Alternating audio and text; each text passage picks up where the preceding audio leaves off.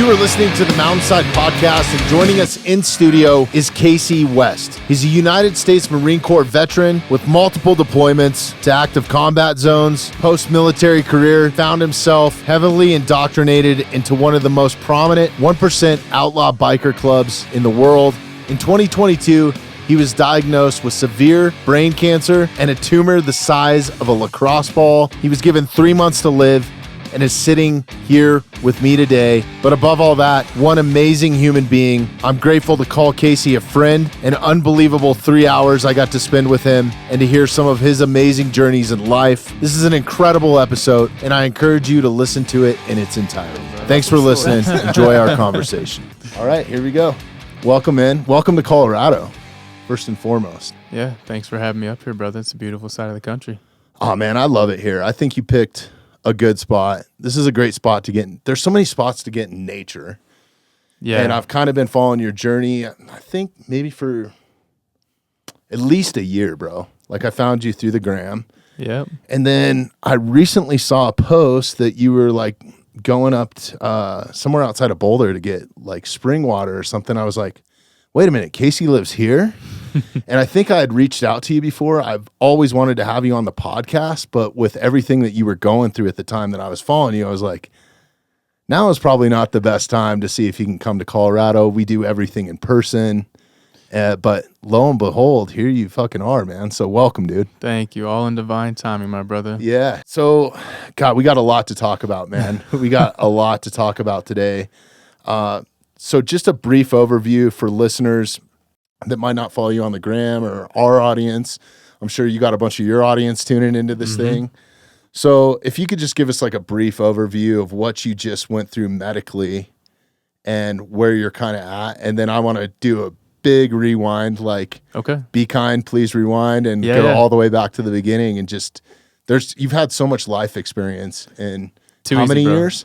33 years. Damn. Yeah. All right. So 33 years young, man. I'm ready to dive into it all, dude. I've been pumped for today for a while. So cool. Well, I'm happy to be here. So I guess we'll just start, some of the medical stuff I've been going through recently, right? So over the last 3 years, I've been beating a glioblastoma diagnosis. They diagnosed me in January of 2022 with the terminal brain cancer, and they gave me 3 months to live. And they told me if I didn't do their chemo, didn't do the radiation, I had no chance. So I guess after my background in the military, some of the crazy life experiences I've had, 3 months was honestly a lifetime in my eyes. So to figure that out, that was what I set out to do. So in the last 3 years, I've really honed in on beating the cancer, what would best serve me in everyday life to prevent the cancer from coming back, making drastic life changes, which is why I'm in Colorado right now for a better lifestyle and stress-free lifestyle that's very conducive to my healing environment. So I've had couple craniotomies, which are brain surgeries where they bust my lid open, and got a titanium plate back there for easy access just in case anything comes back. So had a couple tumors taken out, that is, and just been honing in on the healing skills, dude. So I've gone down the rabbit hole in the healing worlds. Like we can go into big pharma later and like what that looks like on your healing journey. But the cancer industry being like one of the most lucrative industries out in the world. It's scary, man. Yeah, it's absolutely scary when you know that everyone's lining their pockets with the treatments they offer you. The books are written by the people who design the treatments, and nothing's really for long-term healing because you're not a customer if they've actually healed you. So they want you to treat the symptoms, not the root cause, and that's kind of what we're up against. And part of what I do here is just sharing my experiences to, hopefully inspire other people just to really become their own doctor. Because at the end of the day, we all have the ability. If a child can read, a man can understand. So if you can just grasp the simple knowledge that are already written for you out there, then you become your own healer. So that's just what I've done, man. And like I said, I had a couple tumors taken out, and I refused to have another brain surgery. So I had to really dial in all aspects. And the last thing I needed to dial in was my everyday life, stress-free, trying to prevent the stress that's in my blood circulating to my body from cancer coming back. And that's just what I've done. So like I said, I ended up here, Colorado, with my partner, and life's good, bro. Shout out. Yeah. No, that's awesome, man. I'm happy for you. Thank you. Following a little bit of your journey and just seeing some of the stuff that you've gone through is absolutely mind-blowing to me.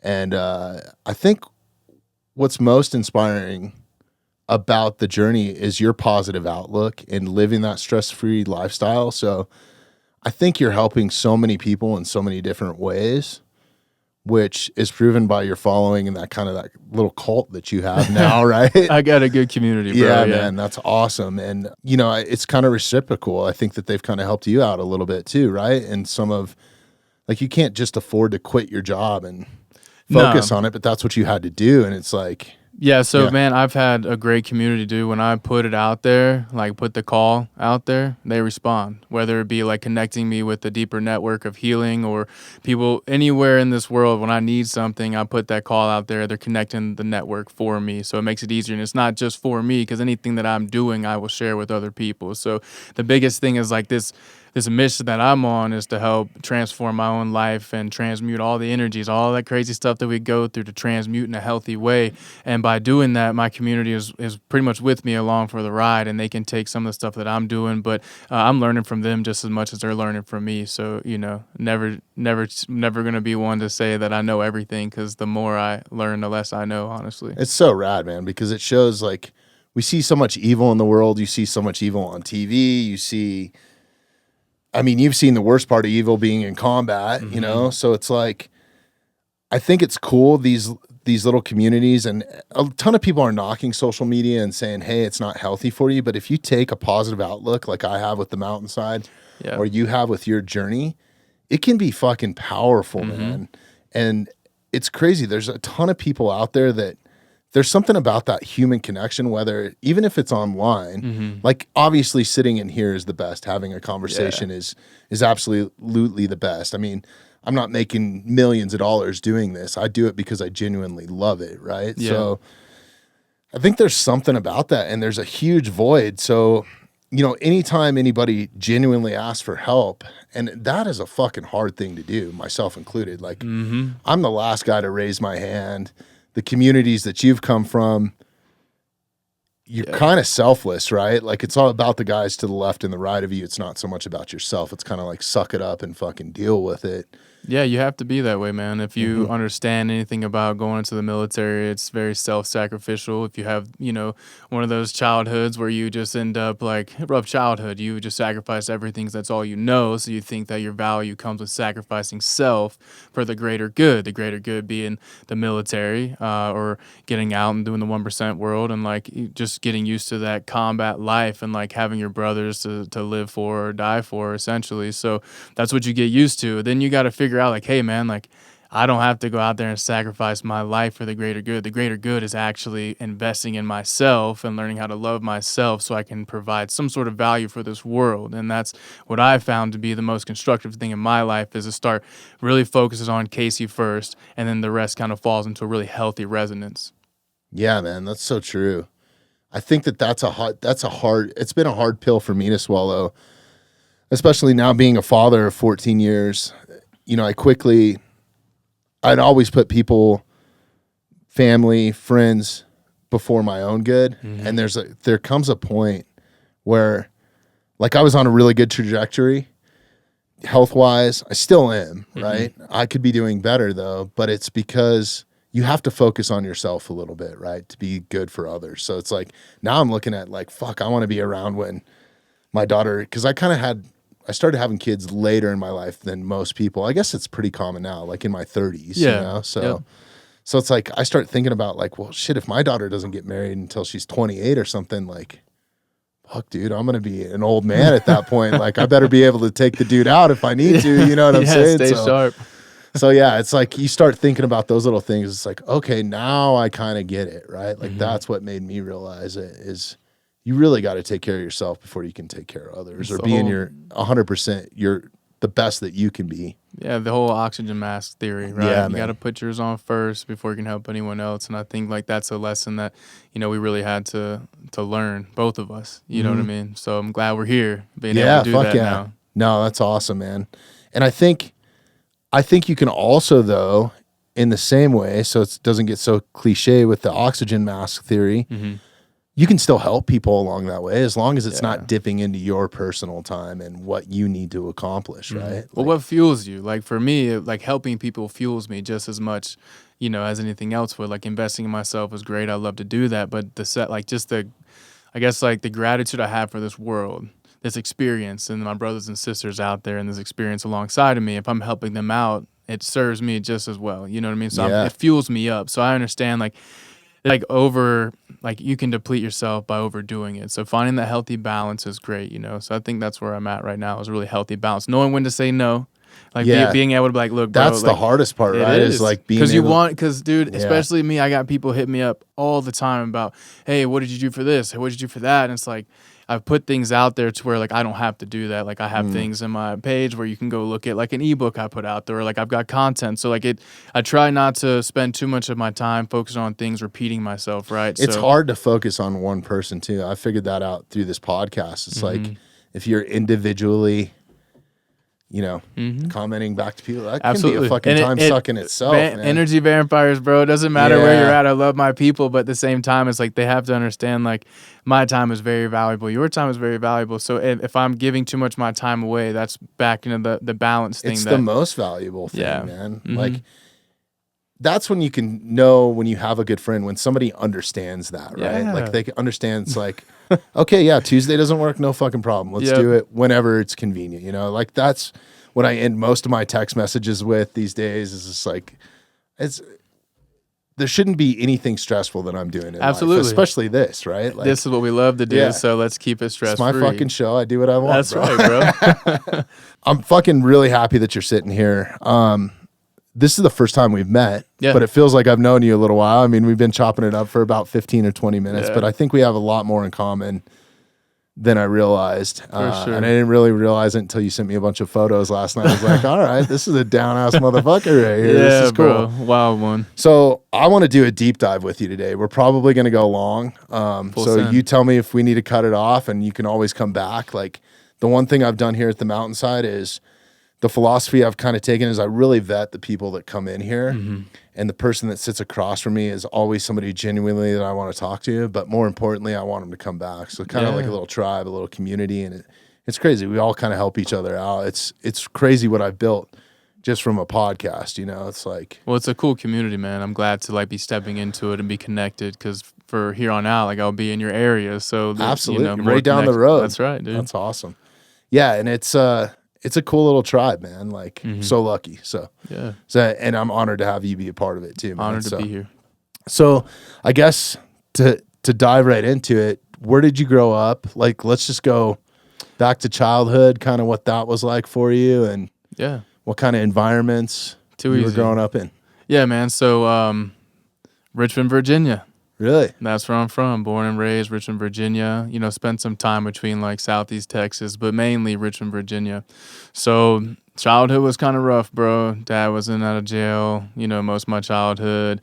You know, single mom, and you have a twin brother and an older sister and some things. So it kind of went through some things early on, a lot of adversity, you know what I mean? So like violence was really common in my life as a youngster, dude. Like I was always experiencing some level of violence, and like went through some sexual abuse as early on, like 2-3 years old. So that kind of set me up for this idea that no one can perpetrate me again. So I need to be tough. I need to be violent, stay vigilant. So you can think of like what that would do to a kid when you have everything taken from you at such an early age. So you go out there and you make sure that no one ever fucking takes that from you again.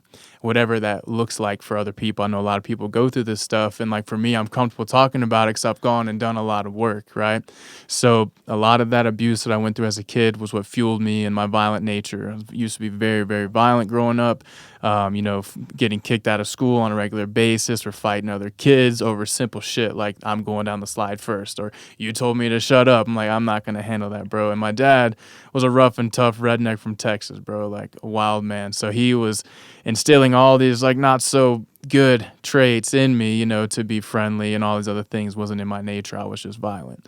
So very early on in my life, I started getting in trouble, you know, drug usage, alcohol usage, all these things. Like that was like a super early. Like it was, which is good for a violent personality. Right? Yeah, right. Yeah. So yeah, I got to numb that shit out, dude. So but yeah, so I started in early, like get into drinking, get into drugs, numbing myself out. Like had a couple suicide attempts really early on in life, like super early on, man. Like one probably like 4 or 5 years old for the first time, like trying to hit the ejection button. How early did you start using like alcohol or drugs? 4 or 5. 4 or 5 years old. Yeah, my dad was like that rough, tough redneck. Like he's because it was in the household, or was it? It was normalized, really. Yeah. My dad drank a lot. Mom drank. So like my dad in and out of jail, he'd come home and like I don't know if he thought it was cool or what, but it was just normal, bro. Like I started off having a couple sips of beer, and then by the time I'm 9 years old, I'm drinking a 6-pack of Coors Light, shooting my BB gun off the porch. You know what I mean? So that was normal for me. So I was the alcoholism at such an early age. It's fun, man. Well, it was fun as a kid. You're like, yeah, this is great. And then you get older, it's like, now that I have a kid, I'm like, that won't be normal for my kid. But yeah, dude, so that violence kept up, drugs, selling drugs, like running with the rough crowd, you know what I mean? Losing homies early on, homies getting murdered for a quarter pound of weed, like like this. Really? Yeah, bro. Like wow. a good friend of ours, this kid, Ryan. How old were you in that? 14.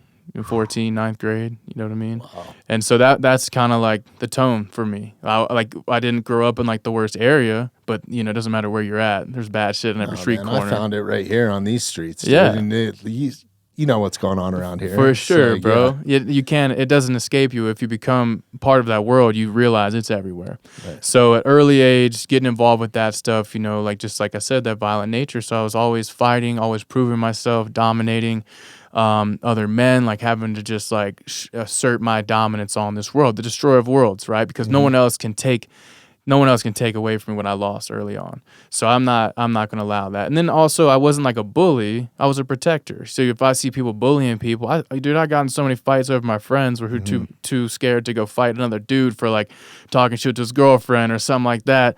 And that actually got me in trouble. You know what I mean? One fight, I think I was back and forth. I moved to Texas for a little bit briefly. Dad was in and out of jail. He got out of jail, moved down there for like 6 months. It was really bad. Dad was super abusive, man. Like I've definitely forgiven that man. Like over time, done the work. Man, this is crazy. I don't mean to stop you, but you're like telling me my childhood almost too. Like there's so many similarities, dude. Like I grew up not single mom, same sort of thing. Like never really sexually abused, thank God, but.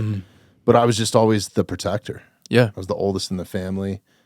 Was it, for me, a lot of it was a respect thing. Like I wanted respect. Mm-hmm. And more importantly, I wanted you to respect other people around you. Like if you were disrespectful. Yeah. That's kind of what I was taught. But I was taught that I was super lucky to have grandfathers and uncles that were hard asses.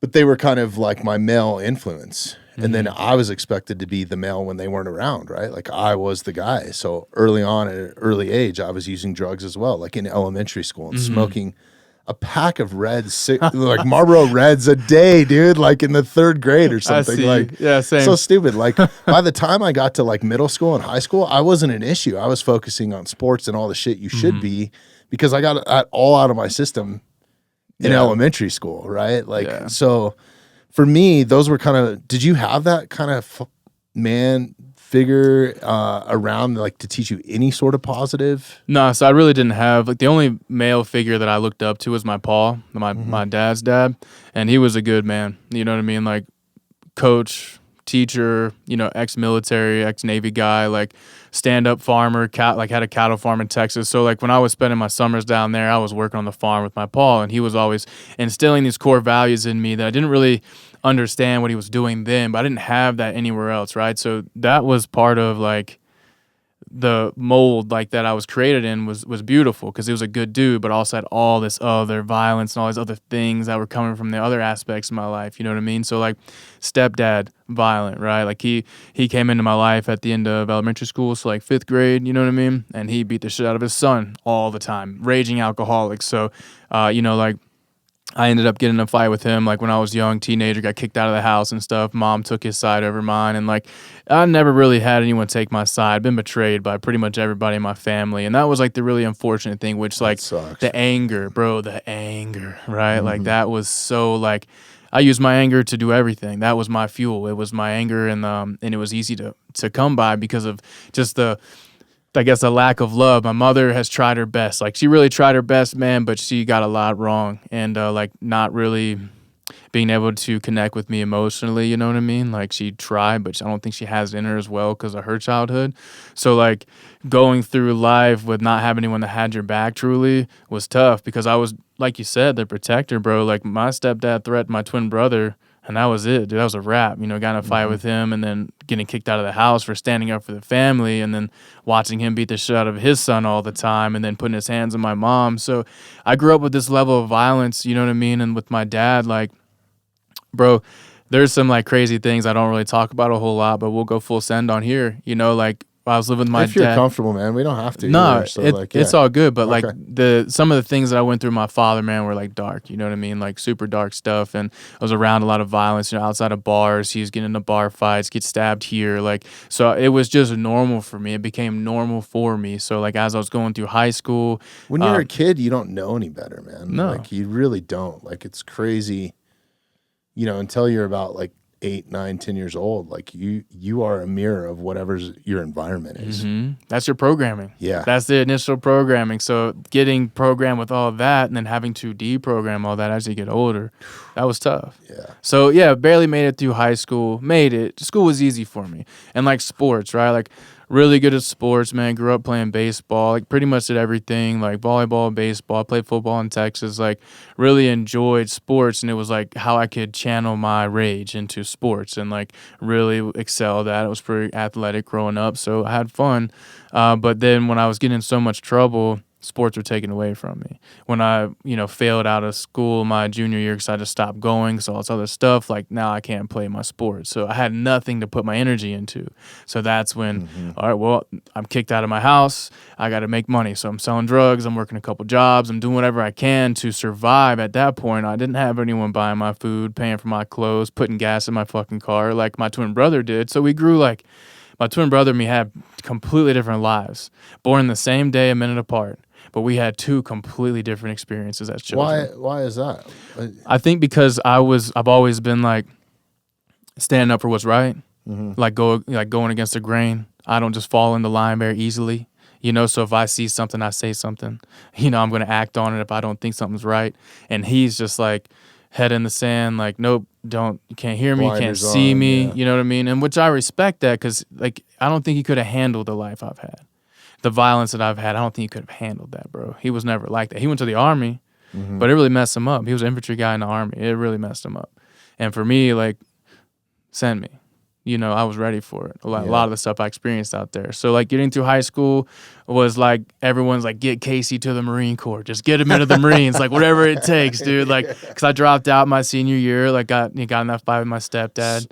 So, yeah, dropped out, got back in. Were you picked up by the police or anything at that time, or were you I was able to skate through? I got put in like detention homes, man, because I was a knucklehead, bro. So like, you know, I didn't live with my mom, but she sure as hell liked to, oh yeah, lock that kid up, you know. And I've been in like psych wards for like, you know, trying to kill myself in high school, or like, you know, I was doing drugs real early. They didn't know what to do with me, so they sent me to a psych ward, which is not where I belonged. You know what I mean? Put me on all the prescription pills. Horrible, man. Well, yeah, because like, what do you do with the kid you don't understand? Like. So you just send them off somewhere, put them on all the prescription pills. My mom put me on prescription pills at like young, like 4 or 5, right? Instead of understanding me, she's like, "No, we need to shut this kid up. He's too loud, so let's get him this pill or that." And that just made it worse because now I'm just ODing on pills all the time. Now I'm just stealing pills from mom's cabinet, ODing on pills, doing this, doing that. Yeah, to numb it all out, bro. Because like, you don't have a whole lot of power as a kid. To dive into like your suicidal thoughts and stuff, because this is something that intrigues me, because I don't think I've ever really had like a suicidal thought. I don't know that I have or not. Maybe one night, like drinking heavily and bad breakup or something like that, right? Like, but never to the point where it's like, okay, I'm going to go to the gun cabinet or anything like that, right? Like, do you think, and I know a ton of people that have killed themselves, like a ton of friends firsthand. I just lost one several months ago, former Marine. Yeah. You know, it's always blows me away when it's the people that I least expect to do it, that have a lot going on in their lives and that sort of thing. But I'm starting to put a little bit of a correlation together with like some of it could be prescription drugs, man. So what was kind of going through your head, and do you attribute any of those like prescriptions you start taking, especially when you get into like SSRIs and stuff, like if you haven't been on them, like let's just put it like this, bro. If you stop your expression, you're suppressing. And then what do you do with all that suppressed energy? You become depressed. So what do these pills do? These pills are not a vessel for you to express your energy or to purge this energy that you've been taking on your whole life. So there's no way to get that out if you're just choking it down.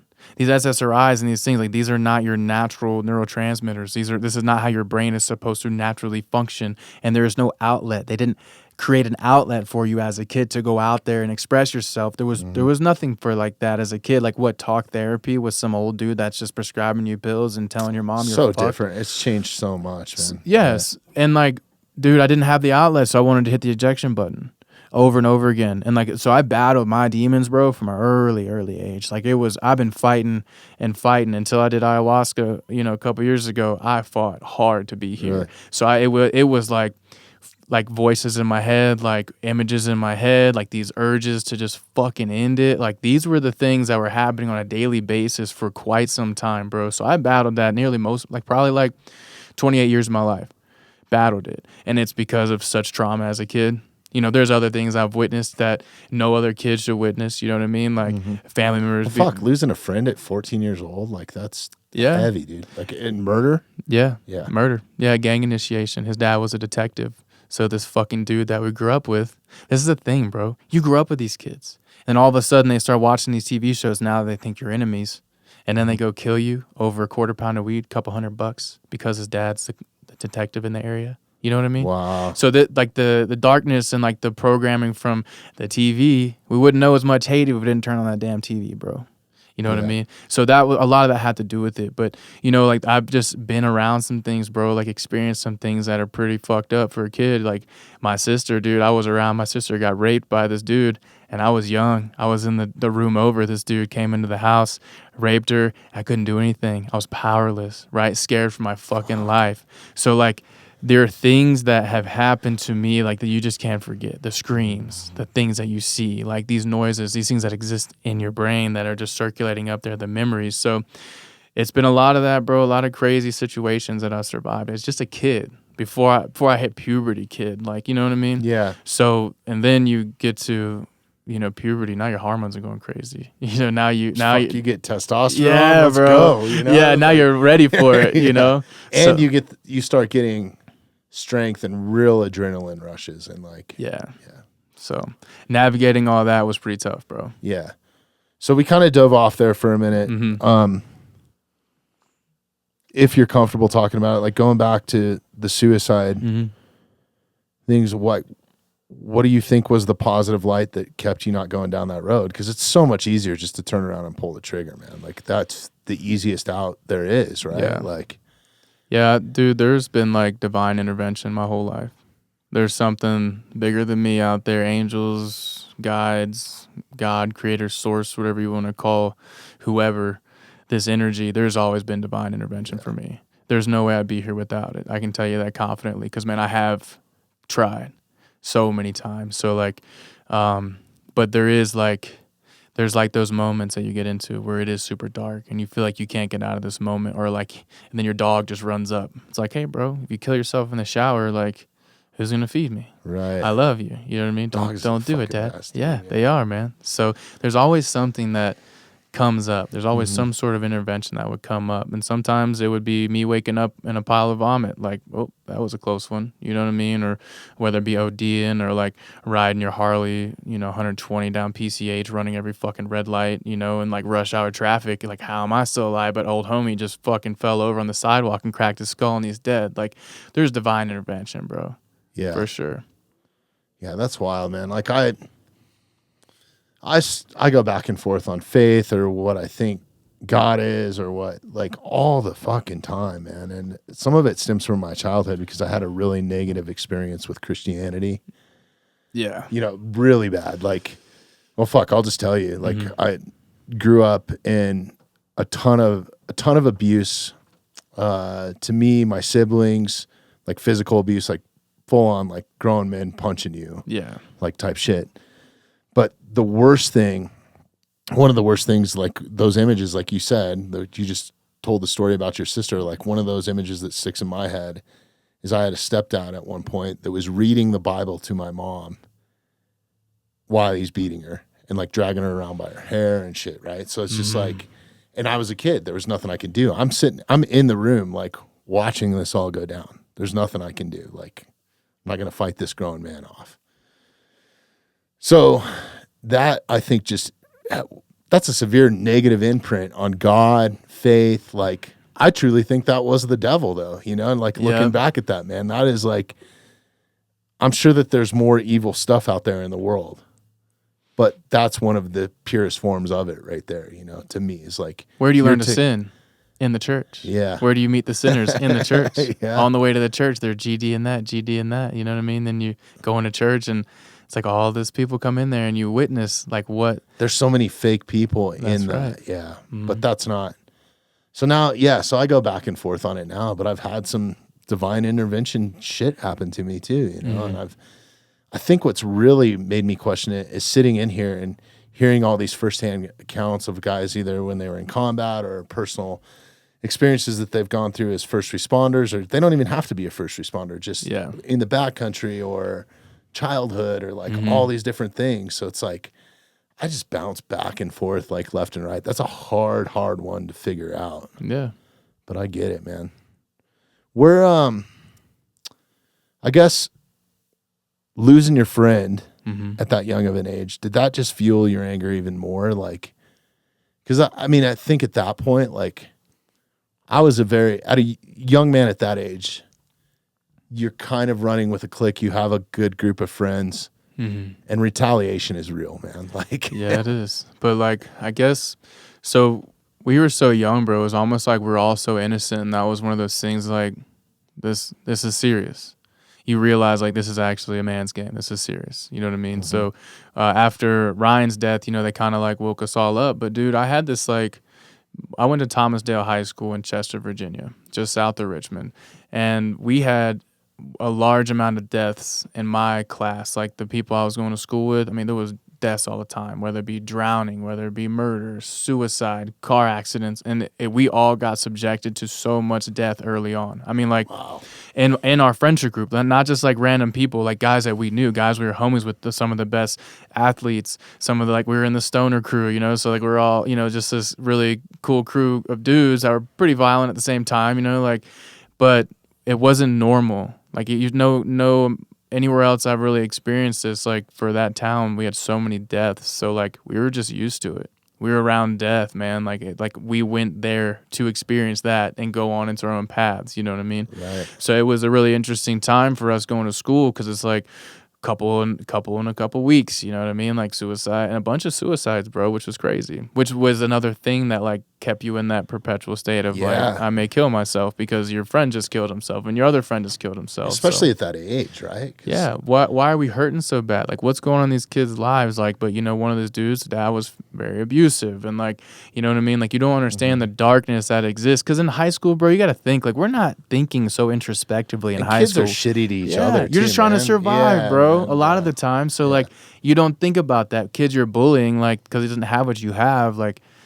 What could he be going through? So now we think back about the kids you went to school with, like, why was that brother so angry? It's like, what do you even think what he was going through at home? But you do now. So it's always interesting reconnecting with the old homies. Yeah. But or people that you had a problem with. Yeah. You run them into the street and they're like happy to see you. You know? You're like, it's just different being an adult, man.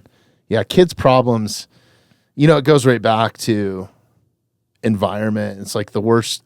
I know this is cliche as fuck to say, but the worst thing that's ever happened to you is the worst thing that's ever happened to you, right? It could be they didn't put your lid on all the way at Starbucks, right? Yeah, that could be that's your experience. It's the worst thing that happened to you. Some kids, it's, you know, physically being abused every single day when they go home. Some kids, it's like you didn't get what you wanted for fucking Christmas, bro. You know what I mean? So there's a wide range of it, but it's interesting as we're older to start to witness a little bit more of that. Yeah, man.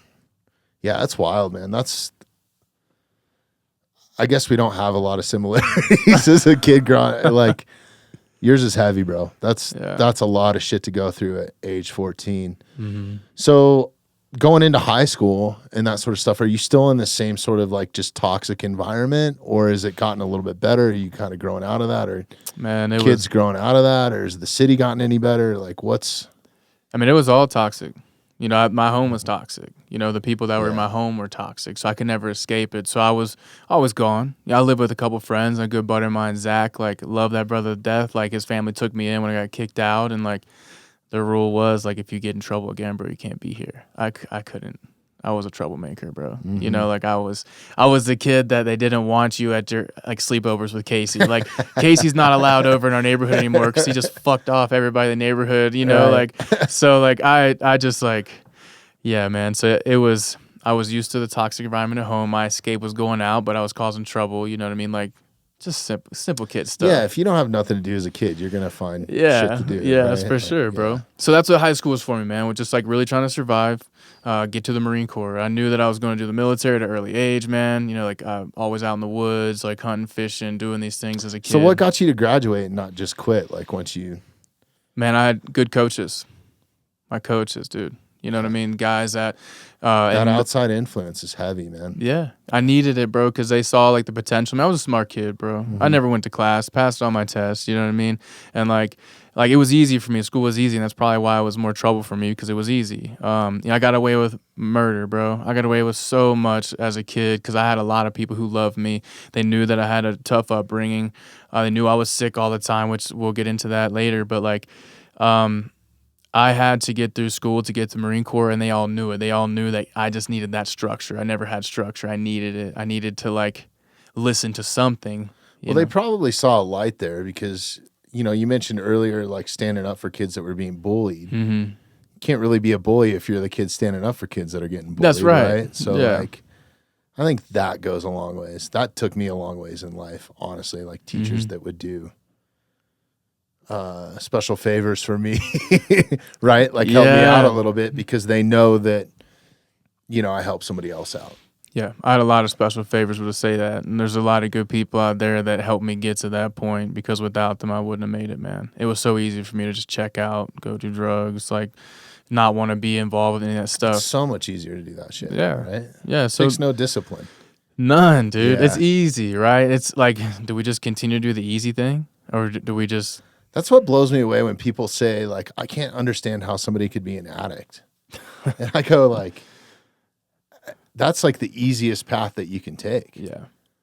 You know, I really think it is, other than trying to find your drugs, but pretty easy to fucking find, dude. You go looking, you can find them pretty easy, you know? So, yeah, unfortunately, I've never gone down that rabbit hole too heavily. Been around a lot of it, lost a lot of friends to it, you know, like seen some crazy shit because of it, but still see crazy shit to it today. Just go to San Francisco, dude. Yeah, I'm going to be there next month. You know, it's like, Godspeed, brother. it's wild there, man. Like, I've been walking down the sidewalk there, like in Union Square, and seeing a woman, beautiful woman, like in her probably 20s, 30s, full business suit, slammed out, just on the sidewalk. I'm like, and people just stepping over her. Like, at some point, I was like, fuck, do I pick her up and like try to help her, or like, what do I do? You know, like, it's like an alternate something reality. bad is going to happen, you know, but you can't, I don't know. It's a rough one. Yeah. All right. So you graduate high school. Your grandfather served in the Army. Is that what you said? Or So my pa was Navy. My grandfather was Air that's Force. Right. Yeah. So everyone in my family was in the military. My grandparents, at least that generation. Then my father, not happening. You know, he wasn't going to serve for anybody but himself. So then it was me, my twin brother, my stepbrother. We all left for the military. They didn't have an option. As soon as they graduated, they were kicked out the house. So they didn't have an option. For me, I was already out, right? Yeah, exactly. Yeah.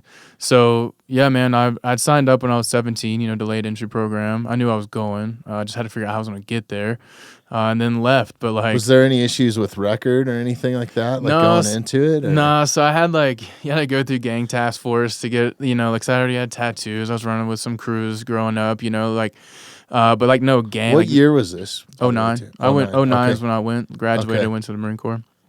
Yeah, so I had to go through some things, you know, had to get my background checks like everyone else, but like had to do some extra stuff because of my tattoos. You know, I had like the 5-pointed crown, and I didn't realize as a kid that that was like some other gang affiliation, and then like some other things me and the homies So were would doing. they make you remove it or cover it? No, or? I just had to go talk to the detective and tell him like, no, dude. Oh, like I didn't get it because I'm not of in that. the Latin Kings, bro. I'm some white boy from Richmond, Virginia. I'm not in the Latin Kings, okay? Like stupid shit like that. Right. So, but yeah, like didn't have a record, you know what I mean? And like obviously you go to the military, you're not supposed to talk about were you on psych meds, like so like the recruiters are like, hey, you just don't say anything. They can't look up your medical history before you're 18, so just don't say anything. And so, like, we're Marines, bro. They want the Marines who have had a crazy life. But if you tell them about the things you did during your crazy life, like pharmaceuticals or, you know, some of the encounters, Right. they won't take you. So, but the best Marines are the ones who have been through that, honestly. So that was a jump off point. 2009, went to boot camp. And you knew, I mean, we were at freaking war. Oh yeah, you knew what we were knew signing we up were for. going to war, Yeah. bro. That was hands down. You know, 9/11, despite like all the conspiracy theories and stuff like that, I'm a patriot, bro. I believe in my people, my country. Me too. So I was going to go to war for that, and I believed in that. At a youngster, you know, it's easy to fool a youngster. I thought I was doing the right thing, and I wanted to go. And plus, I needed that, bro. I needed the structure. I needed the Marine Corps. I've never felt more patriotic than that day. Yeah. Oh, Like I was totally in life for myself. I mean, the time I grew up in the like late 90s, I was getting out of high school. It was like fucking awesome, dude. We had like Sublime and like there was just, I mean, it was just badass. We weren't at war. Like everything was pretty good. I mean, other than OJ going crazy, right? Like it was like little shit like that, right? That's what people focused on. And then fucking 9/11 hit, and I was like, this is real. And I had a bunch of felony cases that I was going through, or I would have enlisted. Yeah. And I was looking at that as a serious out, and they just straight up no. Yeah. But yeah, and that was a protection deal. I was doing some vigilante justice for somebody that had been attempted rape, I guess, on several grills, you know? So Yeah. long story. And they threw the fucking book at me. Yeah. But yeah, that was wild, man. I'll never forget waking up that morning and watching all that shit go down on the news and being like, who do we need to go get? Yeah. You and know, everyone like, remembers. let's go. Everyone remembers where they're at. Yeah. You know, I was in 5th grade. And I was in Really? I was in math class in 5th grade, and everyone was freaking out. You know, mom came and got me out of school early. No one knew what was happening. You know what I mean? And then that was the day I was like, yeah, for sure, I got to go serve. And that waited. You knew that day at that age. at that age. You know what I mean? So that That's was fucking dope, man. Yeah.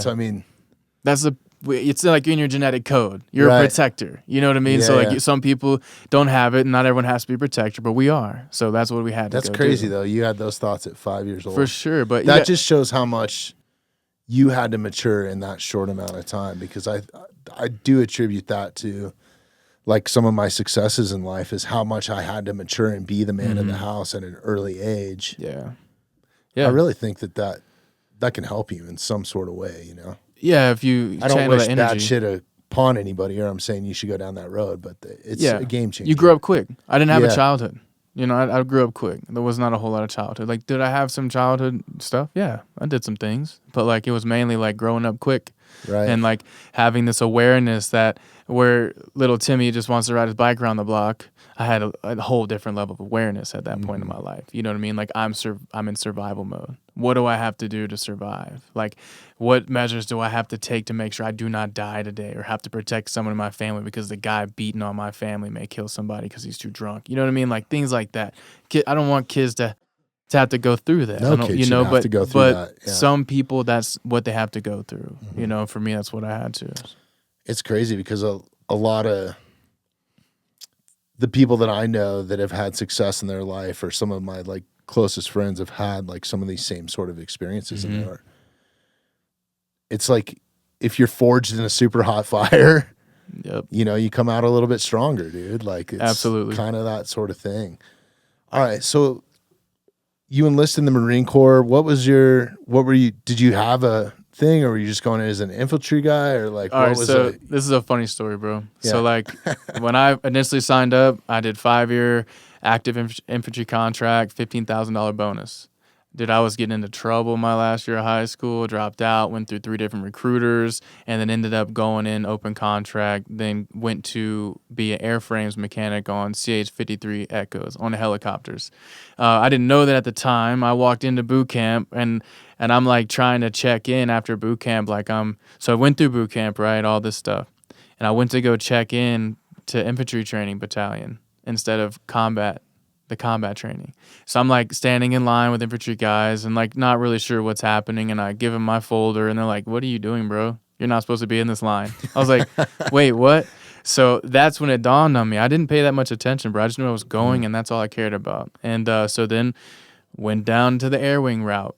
And I knew right there, I was like, I'm going to have to figure out like, how do I get back on track into like... So was that something that the recruiter just slipped in because it was needed, or like I'm not sure. I just didn't know. Like I said, dude, I went through 3 different recruiters by the time I joined up, you know what I mean? So like that at that point in my life, like that's what I did.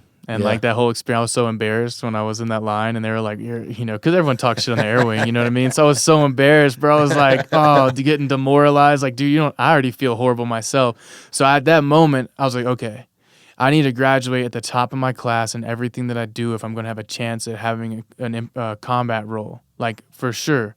So boot camp, you know, did on and off squad just leader. because it's a specialized position, right? Yeah. So like I wasn't going to see combat as a mechanic. I mean, depending on like, you know, you go to war, like you go to Afghanistan, but it doesn't mean you actually go to war. You're on like Camp Leatherneck or something. Like that doesn't actually mean you're going to war. Yeah, you might get some indirect fire, or you might hear some, you know, other stuff going off. But I knew you might be making pancakes at fucking Camp 4:30 Cupcake. Yeah, morning. like you know, depending on what you want to do. Right. So I knew like there, that's what set the tone. Like I need to be high and graduate. You wanted to be in the shit. For sure, but I grew up in this shit. This whole mechanic thing didn't really sit well with me. So graduate as a platoon leader, you know, the guide out of combat training. And then from combat training went to, you know, Florida, Pensacola, graduated top of my class there, high GPA, like high PFT. So I was always like your poster boy Marine, like 300 PFT, 300 CFT. Like I was always like hitting those marks to make sure I was the most competitive so I can figure out how to get where I wanted to go, which was ultimately into a combat role. So went through the trainings, graduated top of my class, all the things, led my Marines, meritorious promotion here, this, and this. And I got to the fleet. And when I got to the fleet, I was in Jacksonville, North Carolina. I was stationed at MCAS New River. HMH 461 was the unit I was with. And I checked in, and like the first day I was there, they were like, "Hey man, you have to like go at it with this other dude, and if you win, you can like go home for the day." Like a sandpit fight or some shit? Like pull-ups or wrestling or something like that. Or just little competition between like these guys. And this dude, Sean Powell, man, still a good friend of mine today. Like me and him went through a lot in the Marine Corps together. But yeah, so that was the first day in the fleet. I won, got to get off. But like, because I was successful early in the Marines, I picked up rank faster. So I was a corporal by the time, like 3 months in the fleet, I was already putting on NCO. And those people in there that hated me, bro, they've been in there for 3 years and they're not a corporal yet. And they like hated me. So I knew though, with picking up rank quickly, I also had to pick up the knowledge and become better at my job and all this other stuff. So first deployment rolls around, I'm a mechanic. Go to Afghanistan, and you had some things happen, but it was not. Hold on just a second. I want to rewind for a segment. Why the Marine Corps? Dude, what else was I gonna do? Right. Like that is the baddest branch for your like just joining the Marine Corps entry level is the hardest branch to join. 12-week boot camp. They tell you it's harder, and then you go see the Marines are the tip of the spear. You know you're going to war. You know what I mean? So, like, I remember I said a couple words to the Army recruiter. But, like, how'd you figure that out? Just on your own, like, reading books, or was there any sort of influence there or anything like that? Dude, I watched Black Hawk Down. Yeah. And, like, that movie holds up to today, bro. I watched that movie and was like, dude, being a helicopter gunner would be cool, right? Like, being in the shit would be cool. And, like, so I just really watched movies. And, like, there was some other movies that had come out, but, like, I wasn't, like, much of a reader on military stuff growing up, you know? Like, but I just knew that the Marines was going to be the hardest branch to join. for boot camp and all the other reasons. And I knew that I was going to war. That's just like the propaganda. The guys come in like, hey, let's see how many pull-ups you can do in the cafeteria, bro. So you're like, all right, I'll pump this out. And so you started to build that. You make a good soldier. Yeah, you started to build that relationship with the guys that are around. And like, this is probably going to be for you if you had a tough life. I mean, I was like the poster board. This is who we want to be in the Marine Corps. You know what I mean? Those recruiters are looking for guys like me. I had a rough child. Man. Exactly. Yeah. The guys are war dogs. You know what I mean? So, but that's how I knew. I wanted a challenge. Life was too easy. I'd already been through so much, so I needed a challenge to keep me entertained, to keep me engaged. If it was too easy, I'd get distracted. I'd start drinking too much. How was that first bit of like structure and I learned quick, bro. Yeah. Yeah, I started because you didn't really have that. Like it kind of seems like you were on your own. Like kind of sounds like, I don't want to put words in your mouth, but your mom wasn't too keen to have you around all the time, right? No, she couldn't stand me, bro. Yeah. She blamed me for everything. So there's not a whole lot of structure. You got to figure out shit for yourself a lot of the times, right? Yeah, so I was. So like when I didn't necessarily like people telling me what to do growing up. You know what I mean? You got a teacher trying to... you got a drill instructor. Yeah. Yeah, bro. And like literally a funny story being like first couple weeks in the boot camp, drill instructor Sergeant Collins, this like buff, redheaded dude, like he's walking up to me and like I snap on him. And like, in boot camp, drill instructors can hit you, bro. I don't know if they still can or maybe they weren't allowed to, but they definitely were, right? So like that was like, okay, bro, I'm not going to mess with this guy anymore. Like, I'm obviously most not of those the one guys in are charge built yet. like brick shit houses too, in the Marine Corps especially, right? Yeah, like, for that's sure, kind of bro. The deal, right? Yeah. Yeah, so I learned quick, like, this is not my place. I don't run this place. You know what I mean? I got to fall in line. So it happened real quick for me. That's funny. Yeah. So, but boot camp was what I needed, right? Because, like, I took it seriously. And where'd you go to boot camp at? Did you Paris Island? Paris Island. Okay, yeah, I took it very serious. And then, like, you notice, like, not every Marine's a warrior, bro. Like, you join the Marines, all that other stuff. But like, you're going through boot camp, and you got guys who didn't make it through the crucible, and they get the same EGA that you get on.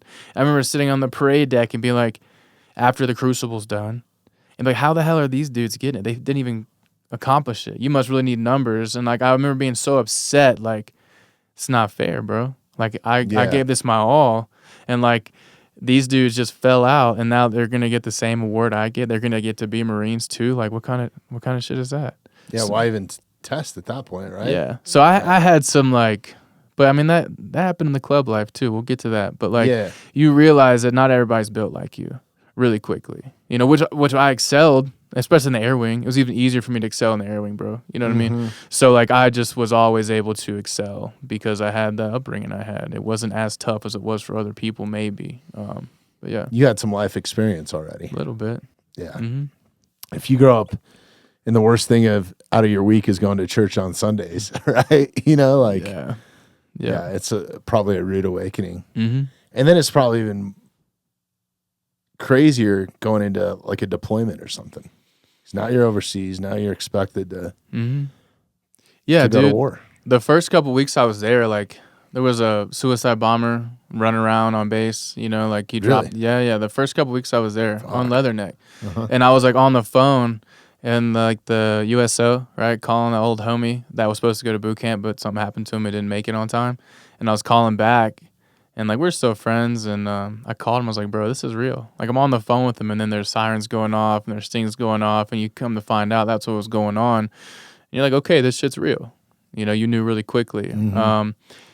And, the first deployment for everyone's always interesting because you're kind of getting your bearings. Like, if you're an infantry guy, like, it's quick. If you're behind on, like, Camp Bastion or Leatherneck, like, it's not really, you're not seeing the brutality of war. My second deployment was a whole different story. But, like, getting to that, right, my first deployment as a mechanic, it was great. Like, I just worked like a dog the whole deployment. So, out of boot camp, you go to your helicopter mechanic pilot school, or not pilot school, but mechanic training school. Yeah. How long was that school? And then how long till you were deployed from, like, out of boot camp? All right, so let's see. My first deployment was January 2011. Wow, so pretty quick. Yeah, pretty quick. Yeah. I mean, you get pumped out quick, dude. Especially when there's a war going on. They need you there, especially like support roles, like helicopter mechanics, because the Helo community and the Marine Corps, they utilize the shit out of them. You know what I mean? There's Yeah. a huge combat role for those guys. So we were busy. You know what I mean? So mission, like getting the helicopters ready. So you're working nonstop to make sure you can, support the mission. So, so school, Pensacola was cool, right? Then to New River, North Carolina, Jacksonville to finish the schooling, and then straight to the fleet. 3 months later, I was in Afghanistan. And then your first time in Afghanistan, how are you guys getting over there? You commercial airline? Yeah, so we commercial airline out to like Kyrgyzstan, you know what I mean? So we flew out to Kyrgyzstan, like Manis, and like you do like your couple days in country, and then you fly into Afghanistan. And they have like the combat dive, like you're flying in, and then you just like everyone's asleep on their first deployment, and they have no idea what's coming, and then all of a sudden you're doing a nosedive into Leatherneck or wherever that airfield is, like a C-130 or something. Yeah. Whoa. So you're like, what's happening? Not everybody really understands. Was that a dirt runway or? I can't remember now. I don't Those think things it was. are crazy what they can land in. Dude. Yeah, for sure. Unbelievable. I don't think it was dirt when we were there. Okay. Yeah, so we landed and everything and walked out and like got the brief from whatever general was out there for the incoming deployments. You know what I mean? You got any homies with you at this point? Like people that are friends or?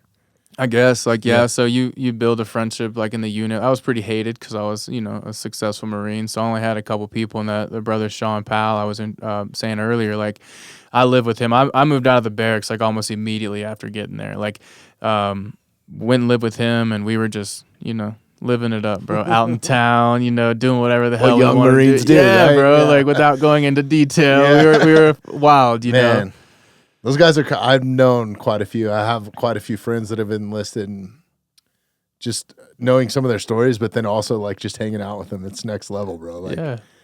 The barracks there's some crazy shit that happens in the barracks, right? You always say like you can take the Marine out of the barracks, but you cannot take the barracks out of the Marine, bro. Because that is like a frat house. The things like you'll have guys lined up from room to room, big ass brawls. You'll have like 30 Marines just beating the shit out of each other in one room, and then you get done fighting everyone in that room, and you go to the next room, and there's another brawl, and everyone's all hyped up on Monster and Red Bull. You know what I mean? Like junior Marines, like 18, 19, when you're really not supposed to be drinking yet. Yeah. But dude, the barracks that's an alternate reality.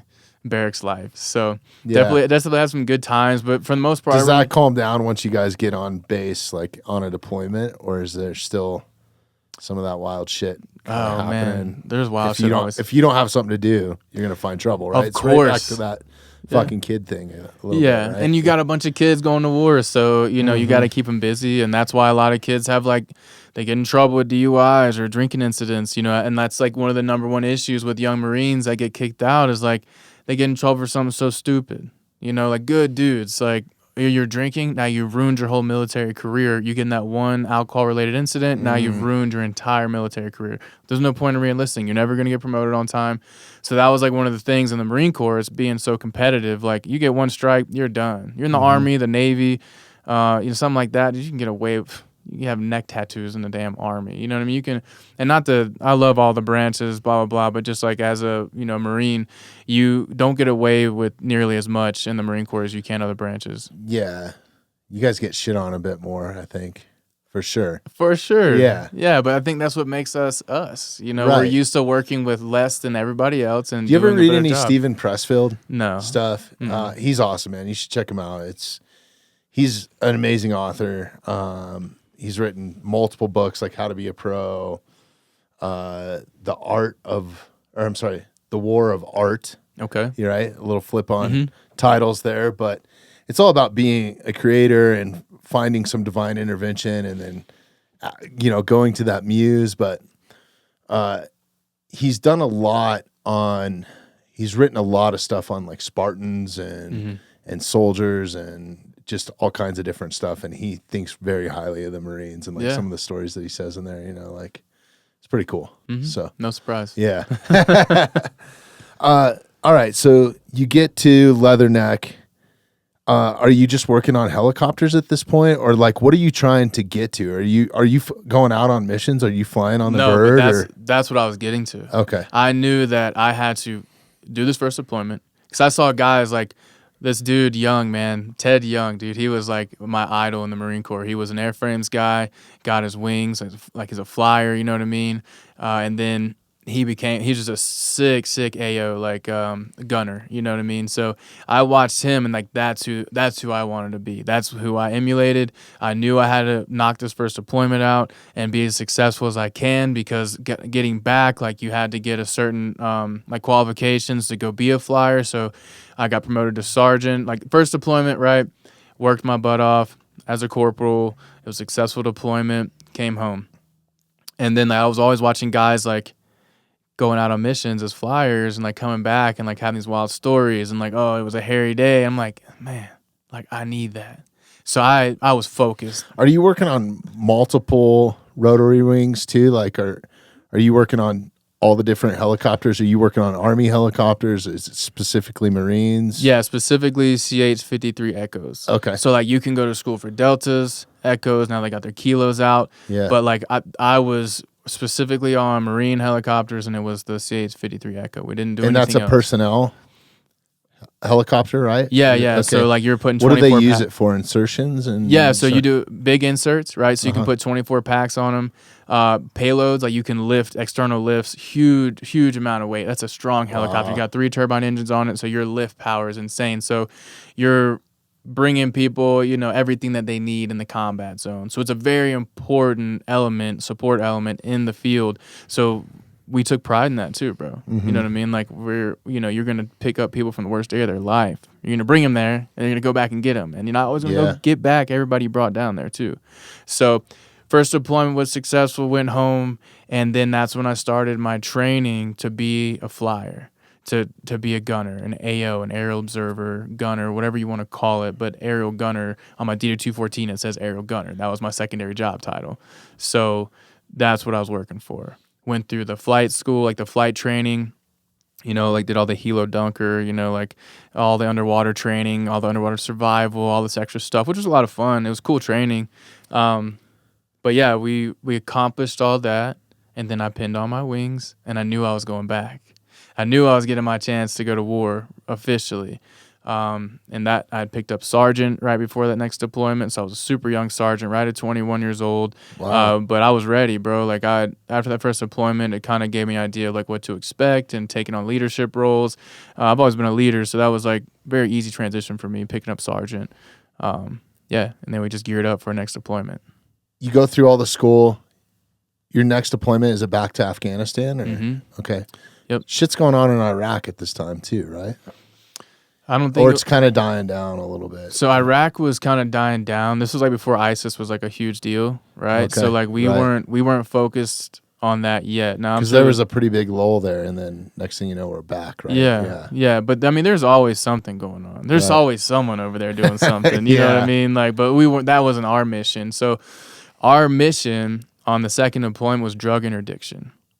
We were going after the interests, you could say, pharmaceutical interests. Yeah. We wanted to control the opium, the poppy fields, you know what I mean? Like whatever pharmaceutical. Which is crazy, man. That's so wild to think about. Like, how much of this was a drug war, Why did we go, right? In the first place, 9/11 happens, and like, okay, so we're on terrorism, right? Yeah. Like, that's what I thought. And then I'm out there on this mission, my second deployment as a flyer, going into the shit, and I knew, like, very quickly what it was going to be about. My first mission out there, so second deployment, first mission. It was wild, dude. Mm-hmm. Like, flying in there, drop these dudes off. Tell me about that. Yeah. So we go in, we get this mission, and this is like very early on in our deployment. So and your role as a machine gunner, on the bird, right? Yeah. So like what are you shooting? Like what's your kit? So we had a Gal 21, which is a 50 caliber machine gun. You know what I mean? Badass. Yeah, it was, dude. So like you have your own little battle station. You got your rifle, you got your pistol on you. You have your extra ammo cans. You got everything you need right there in your little battle station. You got 3 gunners on board. So you got your 3 gunners and your 2 pilots. Are there, just a question because I don't know much about it, but are most aircraft equipped with some sort of machine gunners on them, or like? Because I know like the 160 SOAR, you know about those guys, right? The Army, like so there's dudes. Even like CH-53s, I mean, not CH-53s, but C-130s, like depending on what C-130 it is, like some of them have more combat role, like the Hercs that go in there. Yeah, like those. Yeah, those so, and then you, out. like, you know, you have other, like the Hueys, the Cobras obviously are, you know, armed to the. Fucking badass. Yeah, dude. So, but if you're in combat and you're flying in something, you're going to have a weapon. Okay. And then you had like your V-22 Ospreys, which we didn't get along with those guys. They're like, those things are fucking wild, bro. They're wild, but they're not super effective in combat. Yeah. They were always fucking shit up, dude. We were always picking up their slack. They crash a lot, right? Like they're the most crashing aircraft in the military. Think about this. All this money gets put into that project. It had to perform it had to. You know what I'm saying? Oh, right. It had to perform in combat. So those dudes are getting all the medals. Doesn't matter how many lives it costs. It's not funny, but fucking, it's stupid. But that's why I'm laughing at it. It's same. I got to witness it. So it's like you're going on missions. You do joint missions with these guys, and these dudes suck. And like dudes are dying. You know, like flew. Like pilots get spooked. Guy flies out the back of the V-22 and dies. You know, like stuff like that. Like. They weren't really the best to work with, bro. And, like, nothing against the V-22 community who sees this. But when I was out there, like, they weren't very good. And, like, maybe they've gotten better, but, like, they're dropping missions. And their maintenance is down. Like, they couldn't fix their helicopters. And I don't even know if they had 50 cals on there. I think, like, maybe the back gunner had, like, I don't even think it was a Gal 21 for sure, but we had the 50 cals. We were, you know, each door, window, tail, like you were ready to rock and roll with that Gal 21. It used to be the XM 118, and then we upgraded to the Gal 21. So, but yeah, first mission, right? It was insane. It was like, okay, like this is what it's all about. You go in there, you drop these guys off in a compound, and they're raiding the compound, looking for intel, whatever they're doing, and we're in a holding pattern, and you get chatter. You're like, we're taking fire. We're like, okay. So like this is it. This is my first time in like real combat, you know? Wow. I'm like shaking my adrenaline out, like jumping up and down, like trying to get ready. Cause you guys pumped. are in the air at this point? Yeah, we're in a holding pattern, like not too far away from where we inserted them. But so we're all getting ready. We look at each other like, let's go. Like this is go time. This is what we're here for. So I remember flying back in there and the dudes, like we go land and I had my 50 cal out and I got there's these two guys on the berm shooting at people and I want to like get some and I couldn't because the guys, the Marines are running across my line of fire. So I couldn't shoot the rifle or the Gal 21. So then So the guys on the berm, are they your guys? Or no, those are enemy, bro. Oh, okay. Yeah, so they're up there see them. taking shots. Yeah, but they're off in the distance. You can see like the muzzle flash. Even at daytime, you can kind of see what's happening. Yeah. And so you're seeing these guys running over, and then we've got our Huey and our Cobra. So our Cobra comes in here, and I had picked my rifle up, and I was looking through my ACOG because I was trying to get some. You know what I mean? Like, and I'm like aiming at these dudes, and then woof, like just the Cobra comes through and just tears up that berm. Gone in an instant. Gone. Just a dust cloud. Yeah, bro. Fuck. So we got the Marines back on, and then we get back to kind of base. sucks though, right? Because you finally, you wanted it, right? Well, you think you want it. Yeah. That's the whole thing. You're a young Marine. You think you want that, and then you get older. You're like, well, this is what you trained for, like, yeah, right? That's the program. Now you're finally there at the big game, and somebody else takes your shit. Yeah, but that's I give it out to the Hughes and Cobras, bro. Like if I could have worked on them, man. Like I'm so lucky. Like the time. We didn't really dive into this before we started, but I've gotten to do so much cool military shit through the entertainment industry and seen so much aircraft. It's fucking unbelievable. I did the 60-year anniversary of the Air Force, so I got to go on every major Air Force base in the country, pretty much like Andrews. We went to Luke, a bunch of them, like probably 12 different bases, and they would do these air shows, but the coolest part was going on, the bases were still active while we were going on. So I was getting to meet guys like you and pilots and, you know, Air Force One crew and like just all kinds of wild shit, dude. And showing me cool shit. And they're excited to see a civilian, you know? Well, because it's like we get to show you our toys. We get to show you what we get to do because it's like very much a different reality, like your existence and our existence. But like when we get to show people what we get to do, it's cool. Yeah. Because we're doing it for you. Like we're doing it for our guys. I'm the best pet, man. I've talked so many rock stars into throwing TVs out of fucking hotel windows and shit, you know, like coaching them up, you know what I mean? So like the military guys were kind of the same. It's like, I always thought it was cool. I'm a patriot. Like I grew up on Rambo and all these like movies and shit like that. And I've always thought very highly of it and had some family members and stuff that served. So Yeah, bro. So yeah, I was always intrigued by it. I think it's so badass being around that aircraft, and being in that aircraft is fucking cool too. I will always say, man, like that was the best job in the Marine Corps from my perspective, dude. Like you're flying in helicopters, you're dodging this, dodging that, you know, you're bringing guys in, like you have such an important role in the combat, theater. Like you got guys who need to be there, and we got to get you there on time. No before or no after, because everything is specifically planned, and if you mess that up, you're gonna get people killed. Oh, right? That's crazy. And if you don't show up for those guys and they're getting smashed, like dude, that last deployment I was on, like I said, I did 94 missions on my last deployment. And I left Advon too, so I left early. I did like 160 days out there, and I had to leave early to go take care of stuff at home. So I was busy, bro. It was a very busy deployment, and like U.S. coalition forces were down. Obama was pulling people out of the theater, like taking money away from us out there. So we were making things work, and it was active. It was extremely active, and I was pretty good at my job, so I got to fly on the priority missions, and like so that means I was going into the shit more than normal, to be expected, you could say. Now it doesn't mean you're not taking pop shots and you're doing your routine stuff. Now it doesn't mean you're not going to dodge an RPG leaving a base or something like that, but it's not to be as expected. What was the tempo like? Like how often were you guys flying? Was it like every day, multiple missions a day? Really? Yeah, bro. The tempo, it was high tempo. How much at night?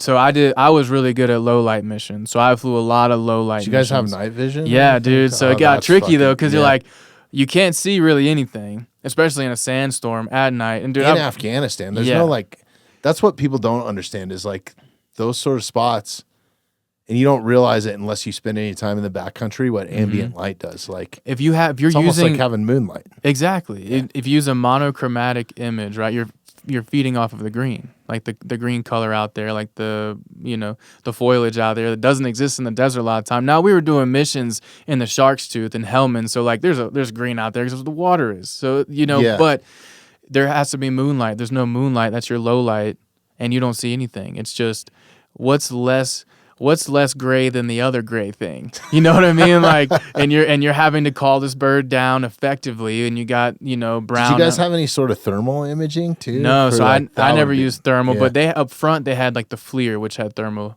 Okay, you know what I mean. But for us in the back, it was just NVGs. Really? So your head's out the window, you're like leaning over, you got sand flying in your face and your eyes. So you just have the helmet NVGs, right? It's not nothing special for the helicopter, really. No, so you're just you're just looking out the window and everything's popping in your eyes. And you're landing in poppy fields too, so you have like. So are you guys wearing eye protection at that point? No, dude. No, yeah, you're getting blasted. Oh my god. Yeah, so like you're landing in these poppy fields and you got poppy flying in there. You got sticks hitting you in the side of the face, like the stems from the poppies, and like. You just train though. You get used to it. Like you train a lot before you go into the sand out there.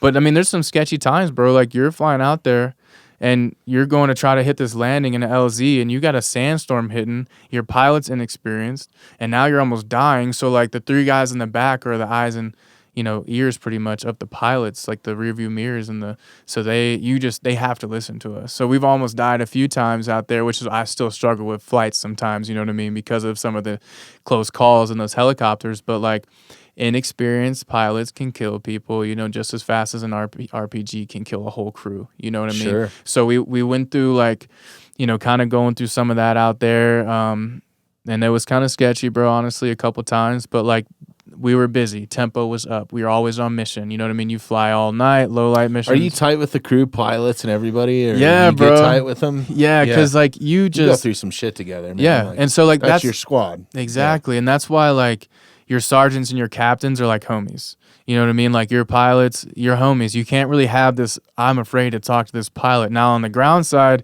you're not really homies. Like it's not the same, bro. Like the atmosphere in the air wing, especially if you're a flyer, you have to be comfortable talking to you can't have this like fear or stress or anxiety over being able to connect with your pilot, because you can't have that, bro. If you got to make a judgment call, you can't be afraid of judgment on your judgment call. You need to be able to execute. You got to kind of know how to direct him. Like if you're seeing something from the back, you got to tell him what it is. Absolutely. Right? Yeah. I mean, you're like, it's such an essential role being in the back of the helicopter. Pilots can only see so much, and they're like, lowering your helicopter down to do an external lift, right? You got to be very, like, brevity, right? The most amount of impact with the least amount of words. You got to be able to get that down when you're doing things. Like, you don't have time to tell a story about what you need because a split second is life or death. So you got to get it all out there as quick as possible and connect with your pilots. And you got to be clear. You can't say it again, right? No, you can't. So, like, that's like a lot of our job is like making sure we just get it out as quick as we can. So you've got an RPG, bank left. You know, I don't need to tell you we got an RPG, just bank left. We'll talk about it later.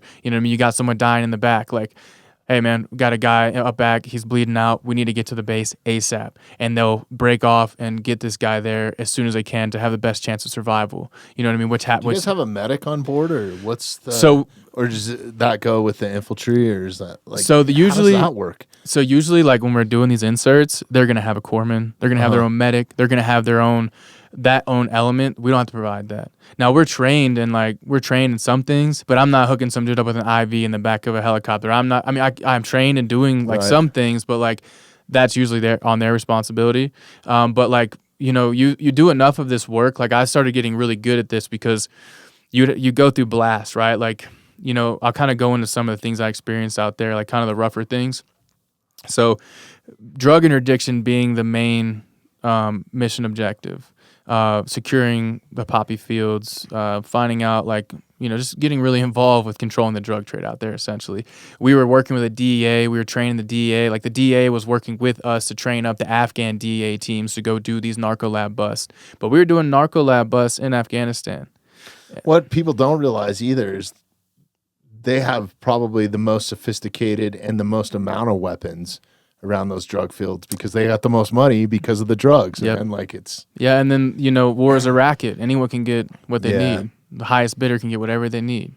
So you're going out and fighting this war on drugs essentially in Afghanistan, and it got really crazy, man, because we were losing a lot of dudes. You know, like, not my unit, but like other units we were working with. Like, you're working with the Australian guys. They were losing a lot of dudes. One of their units actually got shut down. They were losing so many dudes. And like, I'm bringing these guys in, bringing them in.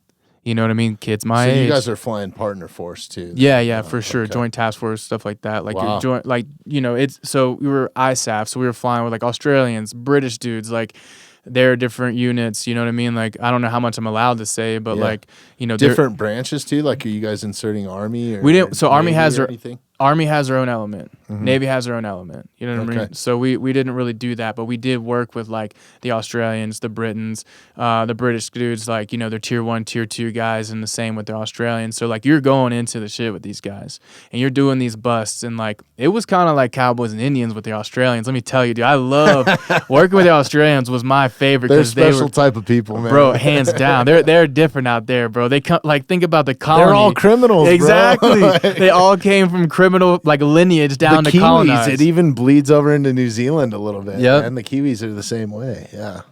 So we would go do good people. For sure, bro. I love those guys, man. Some of my best friends still from Task Force 66, dude. Like, I still talk to these dudes, you know, got some of their patches, you know, still from my deployments. And, but yeah, bro, we go into these narco lab busts, and then the first 4 dudes go to knock down that door. They're all dead. Blown up immediately. My first couple guys completely dead. Next couple guys got to get a helo in there immediately to get them to a triage. You know what I mean? So how often are you guys medevacing? So our mission wasn't always medevac, right? So like Hueys would usually come in there for that. Gotcha. So like we always kind of worked in tandem for some of these big missions.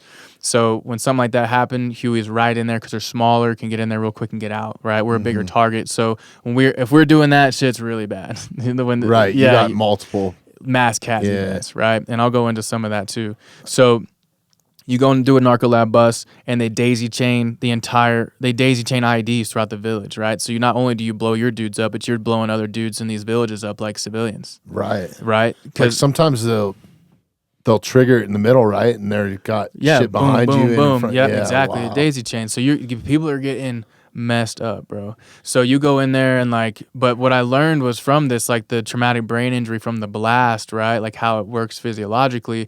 I started to understand like right away these dudes might not show effects of the brain inflammation because their adrenaline's running and stuff like that. But when we go pick them up, you know, you've got like 4 or 5 less packs. You're like, you know, making sure, and you know, the guy that's in charge of his squad is in there. He's like, thank you, dude. Like that was fucked.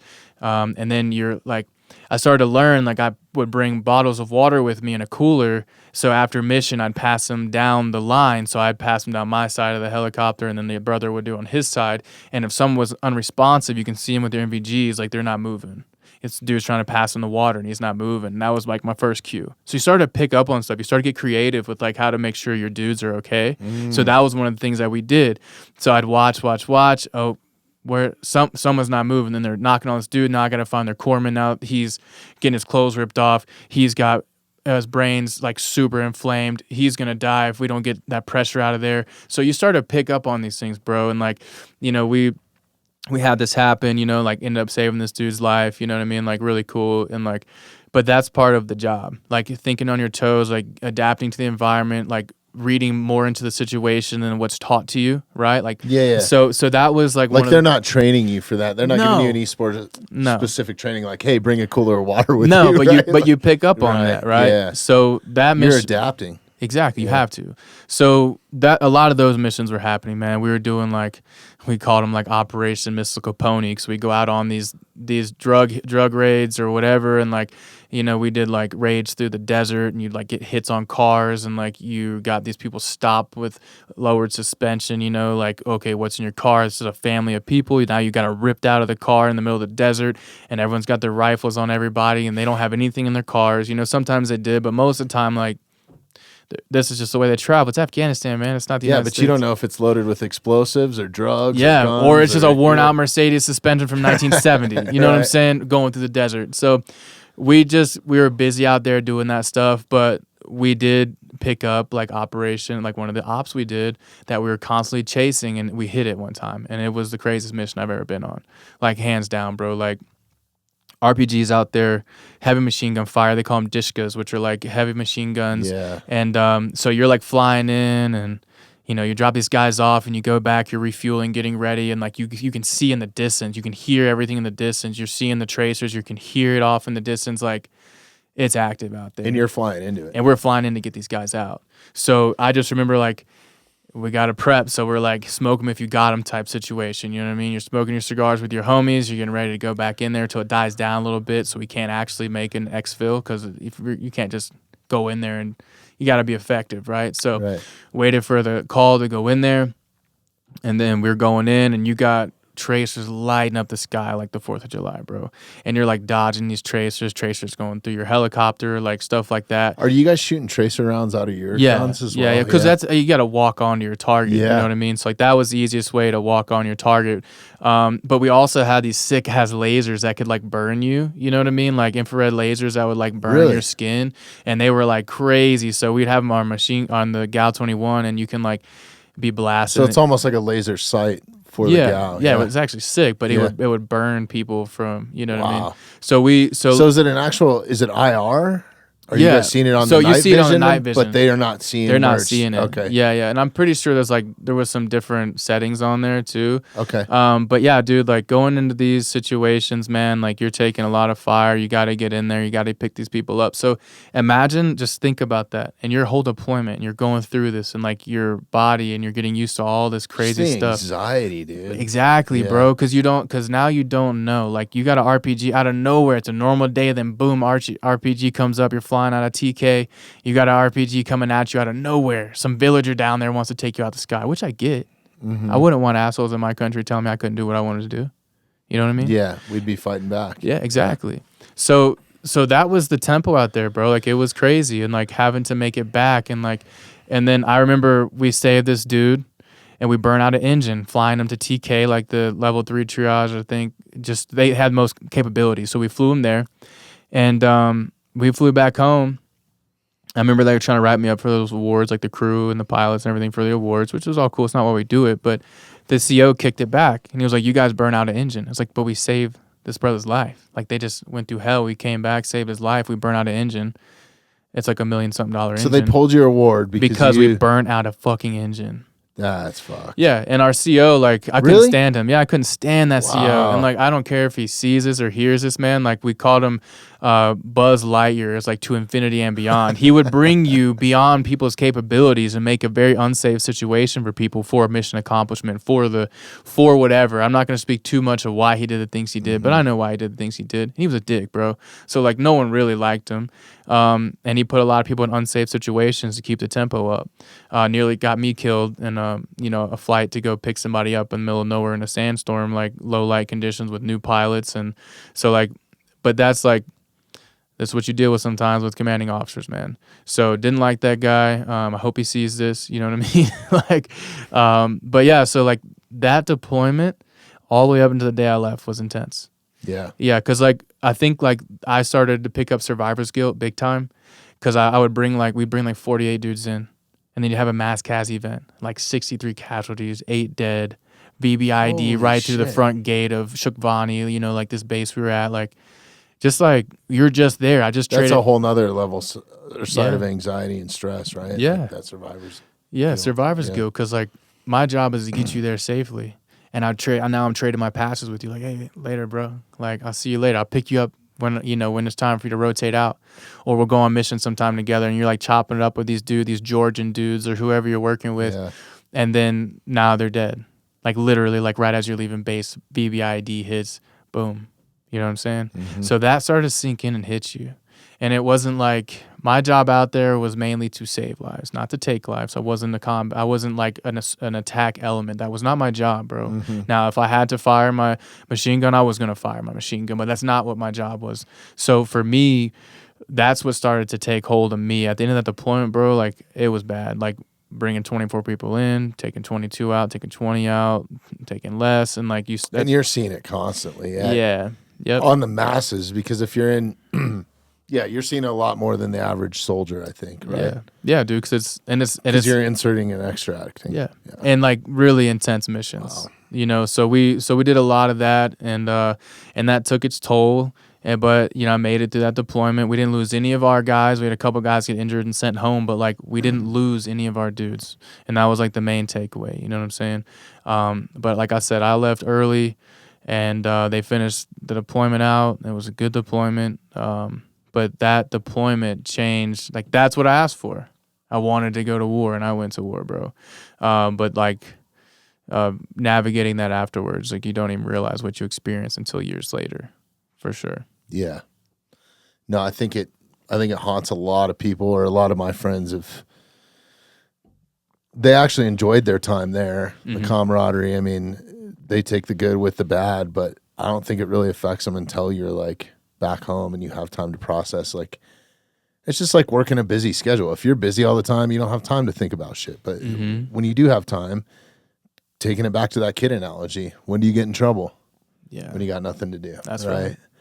And I think another thing that I found that's a commonality is it's like the adrenaline's got to be like fucking badass, right? Like it's got to be, Of course.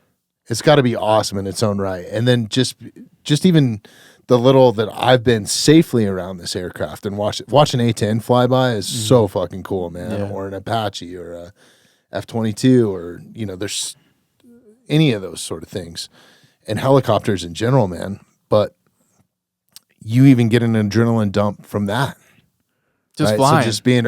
So just being around that. Then you come back to drive your Honda Civic to fucking work or whatever, right? Like that. Yeah. I just think that it's hard to find and match experience in life, the camaraderie, that sort of thing. I think is probably the biggest void, right? Yeah, and that's when shit starts getting toxic for guys, I think. Because you go how do you match that experience in the civilian world now? Yeah. Which brings us into the But that brings us right into what I want to talk to you about next. We're an hour and a half in. You want to take a little break and then we'll go right back into that? Yeah. If you're not checking out the Mountainside Podcast on YouTube, you absolutely should be. If you like the content that we create here and you want to help support the podcast, please take a moment, subscribe to us on YouTube, and hit that notification bell. Let's roll, brother. All right. Cool. We're back. That was a much needed break. Yeah. So coming out of your military career, you exit the Marine Corps. What was that like? Like, what was that transition period like? What'd you did you have a plan? Did you know when you were getting out? Like, yeah. So I honestly, like, I plan on re-enlisting. You know what I mean? Like, I wanted to re-enlist and do some other stuff. They had like different selections for different groups, you know, and a buddy of mine were training, and we were going to go do some more interesting work, you know, more high-speed work. And I got back from my last deployment, and it was not a smooth landing, bro. Like, you know, I had the contract marriage in the Marine Corps, right? Like, I married a friend of mine, and that was a really, like, volatile relationship. When I was overseas, like, the last deployment, like, was going through a lot of stuff, which is why I left early. I wanted that 100 combat mission mark on that deployment, and I was 6 short because I had to go home early to deal with what was going on at home. And so went home, and like, it was an interesting time, man, because, like, men in the Marine Corps, right, like, they want to sleep with her, stuff like that, so it's easier for them to choose their side over yours. And I just got done having this, like, really crazy deployment, and I had to go home and start defending myself for no reason, right? Like, I was overseas working. Like, why are we even going through this right now? Like, this chick's out here running, like, doing her own thing and, like, lying about me to save face, because if she was a lesbian. And when we joined the Marine Corps, it was don't ask, don't tell at that time. You know what I mean? And, like, no one really knew about what she was doing. And you do that for a pay bump, right? Yeah, basically. pay bump. So we'd get a house out in town and stuff like that. Yeah. She was a flyer. She literally did the same thing I did in the Marine Corps. And she was a cool chick. And, like, we're cool now, but, like, I went through some stuff because of that, right? So she, like, tarnished my name when I was overseas and came back home, and I had to put up with a bunch of stuff that I just wasn't cool with. So I just disappeared, bro. Like, I got home, I was on the flight schedule, and they're like, where you at? I was at home in Virginia, only 3.5 hours away from Jacksonville, where I live. Oh, shit. So I started bartending. I was already bartending while I was still in the Marine Corps. I was, like, not showing up for my flights because I was in Virginia bartending, having the time of my life. You know what I mean? So, like, I just completely disappeared. And my staff NCOs really loved me, bro. I was good at my job. You know what I mean? I was a good leader. I was never really good at, like, oh, dress up on Friday. I was like, fuck that. I'm a Marine, bro. Why am I dressed up on Friday? I'm training for war. Like, I get that, you know, whatever. I get the discipline of that. But, like, I didn't like the back in garrison or back home, all the rules that you had to abide by. Like, once you go to combat, then you realize, like, none of this stuff really fucking matters. Like, that's your mindset. So I'm back home, and I'm playing these stupid games with this, you know, getting off the last deployment, getting treated like crap by this other unit that was next door, watching my ex-wife walk into work with her little girlfriend and, like, getting mad dogged on the flight line, doing, like, walking the flight line in the morning by her partner. Just drama you don't need. Yeah, right? It's like, what the fuck? So me re-enlisting, that was it. I ended that was not going to happen. So I left, and then, you know, like, went through some kind of, like, I almost got in trouble, you know what I mean, for not being there. And I would just disappear for days on end. They'd be like, where's West? It's like, West is out having a good time. West is out bartending, making more money. I'm making like $700 a night. I was making $2,500 every 2 weeks in Afghanistan with all the extra hazard pay and all this other stuff, flyer pay and stuff. $2,500 every 2 weeks. I was making $3,000 every 2 weeks to bartend. Yeah. You know what I mean? It's like, come on, you know, and having fun. Not having to get shot at, even though I kind of liked that adrenaline from that. But, like, so now I'm bartending, and I'm having a blast doing that for like a year after the Marine Corps. You know, thought going to school was going to be easy. It wasn't. Had no discipline for school, right? It's like no one's holding a gun up to your head to go to school. You're not getting shot at. You don't have to perform for your professor at school. You're going to go on a GI Bill? Or Yeah. Okay. So I thought that I was going to use a GI Bill, and I thought I wanted to be a psychologist to help out people who had a rough life, kind of like me, right? Didn't check out. But, yeah, so I bartended for a couple years and, like, have fun, you know, went to San Diego, stuff like that. But ultimately, I needed the insanity of combat. I needed the camaraderie. I needed, you know, the adrenaline rush. And I was looking in all the wrong places. You know, I'm doing cocaine, I'm doing Molly, I'm doing all these drugs, and I'm going to raves, and I'm doing all this stuff. And I'm thinking, like, if I keep chasing this, it'll go away. But it never went away. So I need the intensity, right?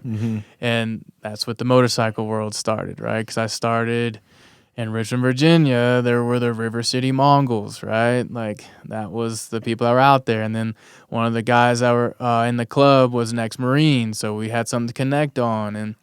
And that was a slippery slope, bro. You know, So, I guess, did you fall into motorcycles because of your friendship, or what what kind of, I mean, motorcycles are fucking great. Yeah. Like anybody can have a good time on a motorcycle. I don't care if you hate them. Mm-hmm. Go get on one. Yeah. You're going to have a smile on your face, right? So Yep. like, where did that, you said your friend was clubbed up, or was he patched up at that time? Yeah, he was patched up, bro. Okay. Yeah, so I knew I needed something, so I needed a Harley. I was going to get a Harley regardless.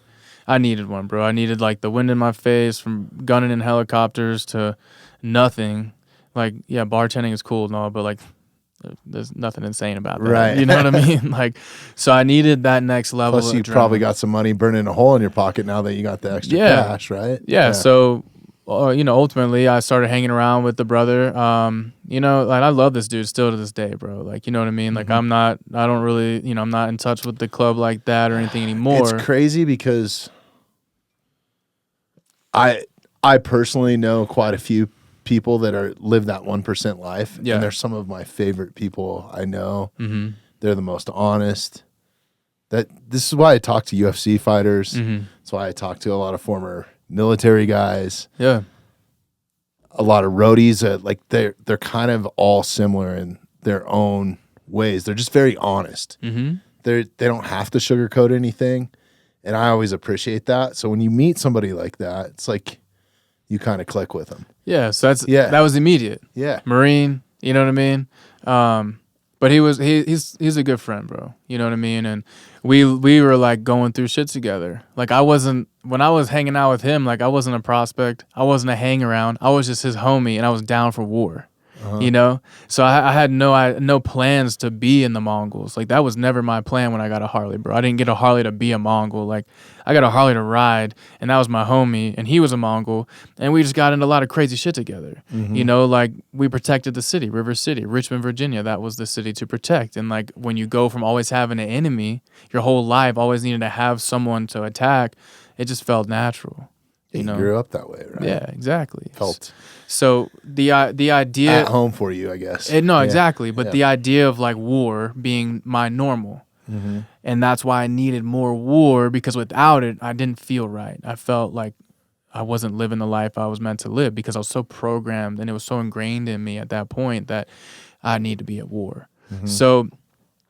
Yeah, I left, bro. I left Virginia after that, and I was not gonna because of that. Or? Well, because I knew that I was gonna end up becoming a Mongol if I didn't leave, and I didn't think that was what was best for me at the time. I did not. This was like 2015, so I moved to San Diego and started going to school out there, and I had a blast in San Diego. I was living right Pacific Beach, bro. I was right there, working at the gym, working at security at the bar, so I got to fight all the time. So I was getting my adrenaline from that, working at the gym, free gym membership, like had a sick time out there, bro. But I was already getting sick, you know what I mean? Like I was kind of sick towards the end of my Marine Corps career, but I was already getting sick out there. So I felt like at the end of that year in San Diego, like you think you had cancer that early? Or? So I had something going on for sure. Like without a doubt, something was happening. Cause like the things like the type of I was in the emergency room a lot. Like I would do like Molly or Coke, and I would start to black out a lot easier, and I'd get real sick, and I'd vomit so much, like for inflammation in my brain. I couldn't understand why. So the drinking and the drugs, and I was like very violently throwing up, and like my head would hurt for way longer than it was supposed to. My hair was falling out. This was 2015. So remember that 2015, I was already getting all these crazy side effects. Wow. But I wanted to go home because I was too sick all the time. I need to be close to my family. I had like niece and nephews up there, and like that's where my family. Did you go see a doctor about it at that point? Yeah. And they just put me on psych meds. It's all in your head, Casey. It's all in your head, bro. Psychosomatic. Was that through the VA? Or? Of course, yeah. So go to the emergency room for 6 hours. No one sees you. You leave because you're better off dying at home comfortable than a fucking emergency room for the VA, right? So like going through it already with the VA, couldn't stand them, but still trying to get the help I needed through them. But yeah, like left San Diego. Like the guy that I was telling you about that kind of brought me around the club got locked up. Had all the suspicions around like how he got locked up, and then all the dudes that I was friends with that started hanging out with the club after I left, they're all patched up and stuff, and I felt like I was missing something. Like I was like, dude, these dudes are not even warriors like me. They like I need to go. Like I felt like this need that I needed to go back and like be around this and like go prove myself and help this club out because these are all the guys I was friends with. But they're not warriors, bro. They're not savages. They weren't the dudes out there getting down like I was. They were the guys watching me with a video camera, watching me get down in the streets. So it was like, doesn't feel right. So I need to go back and kind of explore that road. Mm-hmm. And I did fully explore that road. You know what I mean? Like I started hanging around like right when I got back. You know what I mean? It's like 2016. Yeah, like 2016 time frame, like the summer of 2016 is when I really started hanging around the Mongols, dude. And you know, like they were my friends, dude. When I was bartending, they were the guys that come into my bar. Then they became Mongols. So I was like, hell yeah, I'll just be like hanging out with my homies, you know. So that's the path I chose. Mm-hmm. And then you talk about like combat in Afghanistan being crazy. Like, bro, that 1% world is insane. If you're about it, you can't just be a bystander who likes to look good in the cut, who just drinks and is after women. But that's not what I was there. I was chasing my death down. I had a death wish, you know. So I was trying to find an honorable way out this motherfucker. So I was just chasing the death, knocking on the devil's door, asking for him to answer, and he wouldn't. The Grim Reaper didn't want anything to do with me yet, you know. So prospecting was crazy. I went through some shit as a prospect, bro.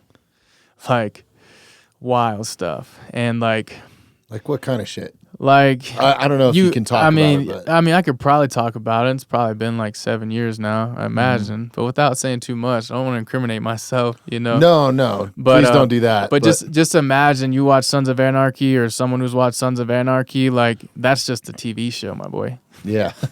You know what I'm saying? So like I don't think I need to say much more, but like you're going to war in a 1% club if you're about that life. I don't expect everyone who wears a patch to be a warrior. You know, maybe you're better at being a secretary. You know, maybe you're better at handling the books. Maybe I'm better at being a sergeant at arms. Maybe I'm better at serving people as a protector. A lot of those clubs are founded on the military, right? I mean, that's how it all started. It's all kind of structured like that. Same sort of like rankings and, you know, your sergeant at arms, like all that sort of stuff. It's very across the board. 1% clubs across the board. Like I have a way different outlook on 1% clubs than I used to. Right. Okay. Before I needed enemies, right? Before I needed to go to war. And like HA was who you went to war with as a Mongol. That was your primary enemy, you know what I'm saying? Mm-hmm. But you realize like you guys are the same people. You know what I mean? Like the Mongols started because, you know, they didn't really like anybody but white people in the HA. So, you know, like all the, you know, Mexicans and stuff like that, they weren't rocking with red and white because they weren't allowed to. So they started the black and white. You're spawning your own enemies at that point. Yeah, right? But you realize like you're so similar to these dudes. It doesn't matter what 1% club you're in. Like the idea of like you live outside the boundaries of the law. You're lawless, essentially. You know, like you don't listen to what anybody tells you. This is how I operate here, whether you like that or not. This is how I do it. So you have this outlaw. I'm an outlaw, bro. Like I do not operate like everyone else does. You know what I'm saying? Like I never have, I never will. Sometimes for the better, sometimes for the worse, right? Yeah, and you find out where you can exist in that. Like they tell you, like, okay, so as a prospect, right? Like I went through insane stuff. And as a prospect, I was actually the first prospect in club history to put on an award still as a prospect and not be patched in. Like, I was about the business, bro. You know what I mean? Mm-hmm. Like, through and through. So, like, when I got that award on, I'm out in California as a prospect. I already been warring on the road. I've already been doing all this stuff as a prospect, getting it down. And then I'm out in Southern California. I've already went to war as a Marine. Most of the dudes in the club out there, like, they don't really know what real war is. Like, were a lot of those guys vets? Or? Oh yeah, dude. There's a lot of vets out there, but like you're talking like street gangs versus military training. You know what I mean? Like I was a Marine, bro. I went to war. I'm trained at this stuff. And now you got guys who grow up on the streets, and like that's a little bit different training. There's still some warriors, but it's not the same. The capacity for war I have and the training I have set me apart, right? Mm-hmm. Which is why I ended up with awards. You know, why I ended up with like, you know, you can go look on my Instagram and see the things on my chest that's on there. You can go, you know, there's reasons why you get decorations, just like a ribbon, right? Exactly. Yeah. And that's the similarities between being a Marine, going to war, and being in the military and getting these awards, like your ribbons and stuff, your medals or whatever. So, and it's also a positive reinforcement for what you're doing. Of course. So how much better, or did it fill the void, or did it almost even feel better because you are better. I mean, it's cool to be a fucking outlaw, dude. Yeah. Like we've chased it in Hollywood our whole lives, right? Like it's appealing. It's kind of bro. like imprinted in people's brains. I mean, really. So it was better because now I'm at home. I still got my freedoms. I can still go do whatever the hell I want when I get off this bike. Overseas, you get off your helicopter. Well, now you got to go fix the bullet holes in it. Now you got to go report battle damage assessment. You got to do all sorts of dumb shit. When you're in the streets, you go to war in the streets. There's no battle damage assessment. There's there's no rules unless just don't get caught. That's your only rule. Right? How many close calls? Like, what's the tempo like in the club life? Is it like nonstop? It depends, or on how much you chase it, right? Yeah, I was chasing it. I was after it. So for me, the tempo was up. I wanted that honorable death. I wanted to die with that patch on my back. I wanted to die for my brothers and stuff. So you're chasing it almost as a suicide. That's what it was. Dream. I wasn't like, if I can't do it myself, someone else will. You know what I mean?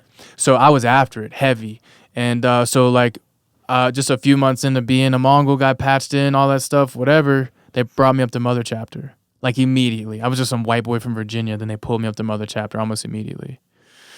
Now, there's a whole lot of other stuff in the club world that I won't get into, you know what I mean? So I'm not trying to piss anybody off. But, like, this club life, you know what I mean? Like, not everyone's there for the same reason. Some people need it. Like, I needed it for my reasons. Another person needs it for their reasons. They like to look cool on their bike and have this little flashy little cut on, and they just like the look.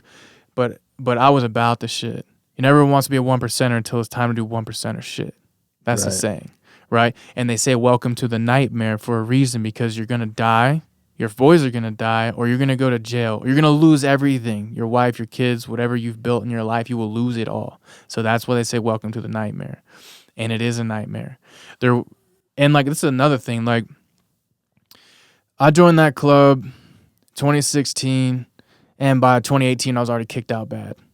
You know what I'm saying? It's a short turnaround. Really? You know what I mean? Like, if you are ambitious, you better watch your back.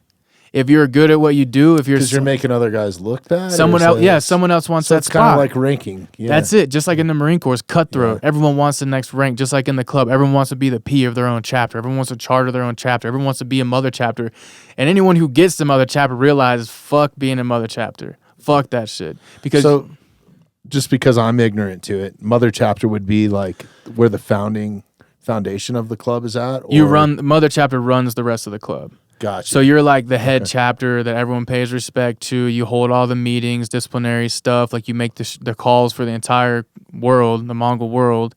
So yeah, which is a worldwide organization at this point, right? Yeah. It's been a worldwide organization, and it's just getting bigger and bigger. But so yeah, dude, like, I was busy, and like, I wasn't out there enjoying myself like normal Mongols world. Because once you go to Mother Chapter, bro, you're working all the time. So I'm like standing security for our events, and I'm hanging around like the P and making sure he's safe, and making sure these other old dudes in Mother Chapter don't fall off their fucking bike because they're old dudes. You know what I mean? So you got this young buck ex-Marine who's protecting some of these dudes going on these runs, and, you know, disciplinary stuff, and, you know, all over the world. So, you know, like having to go to Thailand and other places to kind of set some things straight. I got kicked out of Australia, banned from New Zealand, stuff like that. Like, it's just part of the life, bro. Like, if you're about it, you're going to deal with the repercussions. I've been locked up, no charges ever filed, but like just little things like that. And like, you go through some interesting experiences when you get locked up as a Mongol, because nobody likes you. You're a white boy. The Woods don't like you because you're friends with the Mexicans. The Mexicans don't like you because you wear a 13 as a tattoo on your face. And the blacks, they don't like you either because they do their own thing. So you're the enemy of everybody. No one's protecting you in there. And if you don't go to the cell block with your other Mongols, dude, if you don't go into gang whatever, the unit, you're by yourself. So now you're dealing with that. And like, when I got locked up, bro, it was only for 4 days. Thank God. Because I got locked up on some dumb, like, had a weapon on me that wasn't registered to me. Go figure, right? So get locked up. Play stupid games, get stupid prizes. That's right. So like, went into the towers in LA, got locked up there in Inglewood specifically, transferred over to LA, and then like, I was coming off all my psych meds. They weren't giving me my meds. I was on all these different pills for the VA, right? So I was coming down from all that.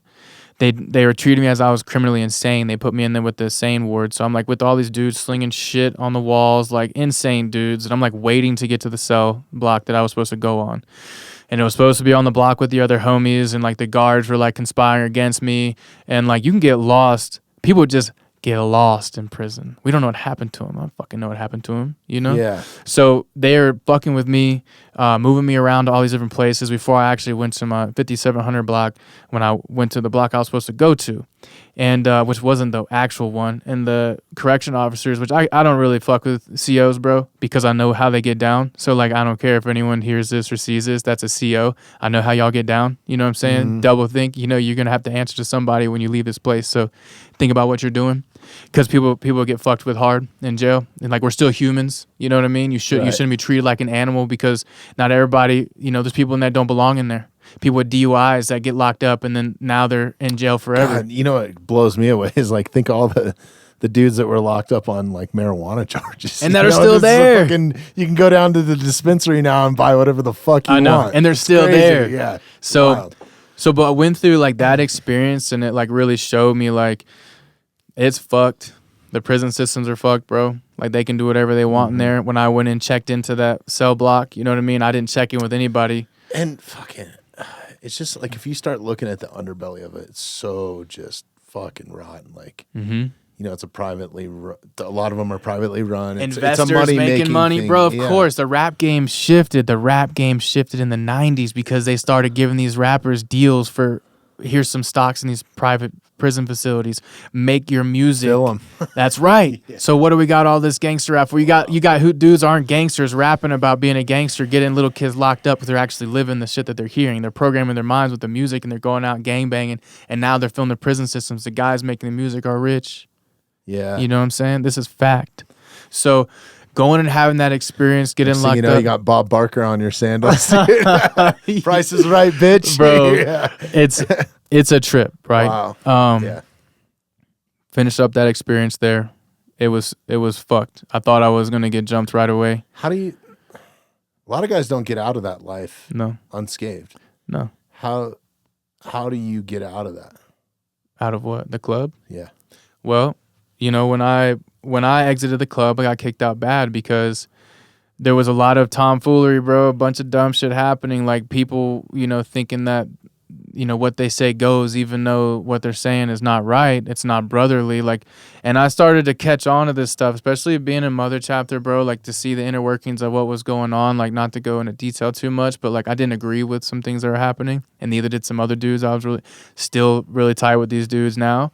So we kind of stood up against some things that were not right, and they kicked us out bad.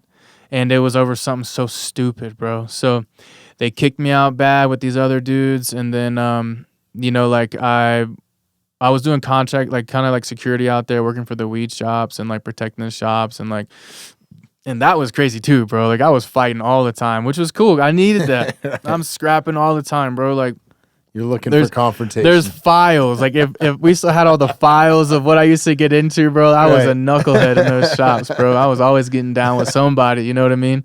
So pretty easy to do. It's a good crowd to get down with. It was, yeah, because you're in the middle of the hood. Yeah. Homies would come in. I'm working. I'm just some white. But I got 13. I used to have 13 tattooed on my face, right? Really? I used to have face tattoos. Okay. And so homies would walk in. They'd be like, Hoover Street. I'm like, dog, I don't get down with that shit. I'm not in the street gangs. I'm a 1%er, bro. Like, go yell your street name somewhere else. Like, I don't get down like that. Like, that's your fight is not my fight. But we'd be in the middle of the neighborhoods, and like you'd be battling with neighborhood kids, and like they would try to rob you and like kill you, and so you're like, whether it's, you know, you're going through it, bro. Yeah. So it was like, I'm going to war in the club. I'm going to war at my job. You know what I mean? But I thrived in that. I needed that. I thought I needed all that, right? Because I was addicted to that chemistry. Yeah, it seems like the one commonality is it first popped up in your life, and now you're kind of seeking it, right? Yeah. Self-inflicted at this point. Yeah. But got kicked out of the club nonetheless, right? Mm-hmm. And then, you know, and that was kind of like the end of that. But, dude, I was so sick towards the end of my club days. Like, I was going to die on that bike, or I was going to die from something else. Like, I was wanting that. I needed it to happen. And all the while, I'm still, like, doing an insane amount of drugs. Do you think getting kicked out, sorry to interrupt you, but do you think getting kicked out of the club was back to that divine intervention a little bit? For sure, bro, because I was searching for it. Because you were chasing death, and here we go again. Like, all of a sudden, like, most guys don't get an easy exit out of that life. Mm-mm. they normally get 6 feet underground is what they get. It wasn't an easy exit, bro. Yeah. But that was my exit was like divine in a way because like, okay, yeah, like you guys were gonna try to act tough for a couple months against me. Like, come on, bro. My name was Thor. My club name was Thor for a reason. You know what I mean? It wasn't like bitch boy. It was Thor for a reason. Like I wasn't worried about who was coming after me. I just knew that I couldn't be affiliated with this organization anymore because the way that they were operating, I wasn't cool with anymore. And like I couldn't represent that at all, especially what they were doing to people. Like no fucking way. So like went through a couple months of like people trying to roll up on me and act like they were tough and stuff, but nothing happened. You know what I mean? Like, so then I left California. Moved to Texas, but I was so sick, bro. Like so sick. And this was 2018. End of 2018, I think. Or like, yeah, end of 2018. So you knew something was seriously wrong. Yeah, dude, because I was like vomiting all the time. I couldn't keep food down. Like, you know, like the migraines. I was hallucinating. I started hallucinating in like 2016, 2017, like auditory, visual hallucinations. I had a false reality, like this confabulatory, like kind of made up reality. I didn't really know what was real and what wasn't real. Like, so I was having like PTSD episodes. I thought like people would be sneaking up on me somewhere. I'd hear something or I'd see something that actually wasn't there. And then I'd try to talk about it and they'd put me on more pills and tell you it's all psychosomatic. Now you're schizophrenic, Casey. So the VA was pumping me full of like all this antipsychotics, like everything, bro. And I wasn't a psycho. I mean, some might say I was. You got fucking tumors in your that was brain, it, right? But I had no idea. Wow. So I was asking for scans. I was trying to get to the bottom of all this. What was the response when you asked for like a brain scan or something? Like, it's all psychosomatic, Casey. It's all in your head. It was, no pun intended, it was all in my head, but like they were telling me it was all psychosomatic and all these things. And so what are you doing at this point? Why aren't you just accepting the diagnosis that they're giving you and you're seeking? So I knew I wasn't crazy. I would literally tell the doctor, like, look, I know I'm not crazy. Like, I know I'm crazy, but I'm not crazy. Like, I know it doesn't make sense for some people, but like, yeah, dude, like I'm a wild man, but like I'm not schizophrenic. I'm not this is not real. I know this isn't real, but how do you convince somebody that's not in your own mind that what you're seeing isn't real? They just like textbook diagnosis. Oh, schizophrenic. Well, here's the problem with a lot of that sort of stuff is there's only so many doctors out there, right? Because they make it very hard to become a doctor with good reason. Yep. But there's so many more people that need fucking care, and especially at the VA. So everything's almost scripted. Like you might as well be reading a teleprompter because they walk in with their laptop, they open it up, and this happens even in the civilian world. Yeah. Like if you go to a big corporation or who your insurance recommends, a lot of times you're getting a physician assistant. They're not even a doctor, right? They open up the laptop, you tell them what's going on, they fucking Google it, and there's a force-fed red thing, prescribe this, do this, X amount of this. They figure out your weight, and they go, yeah, you need this much of this, and see you later. This should help. Yeah.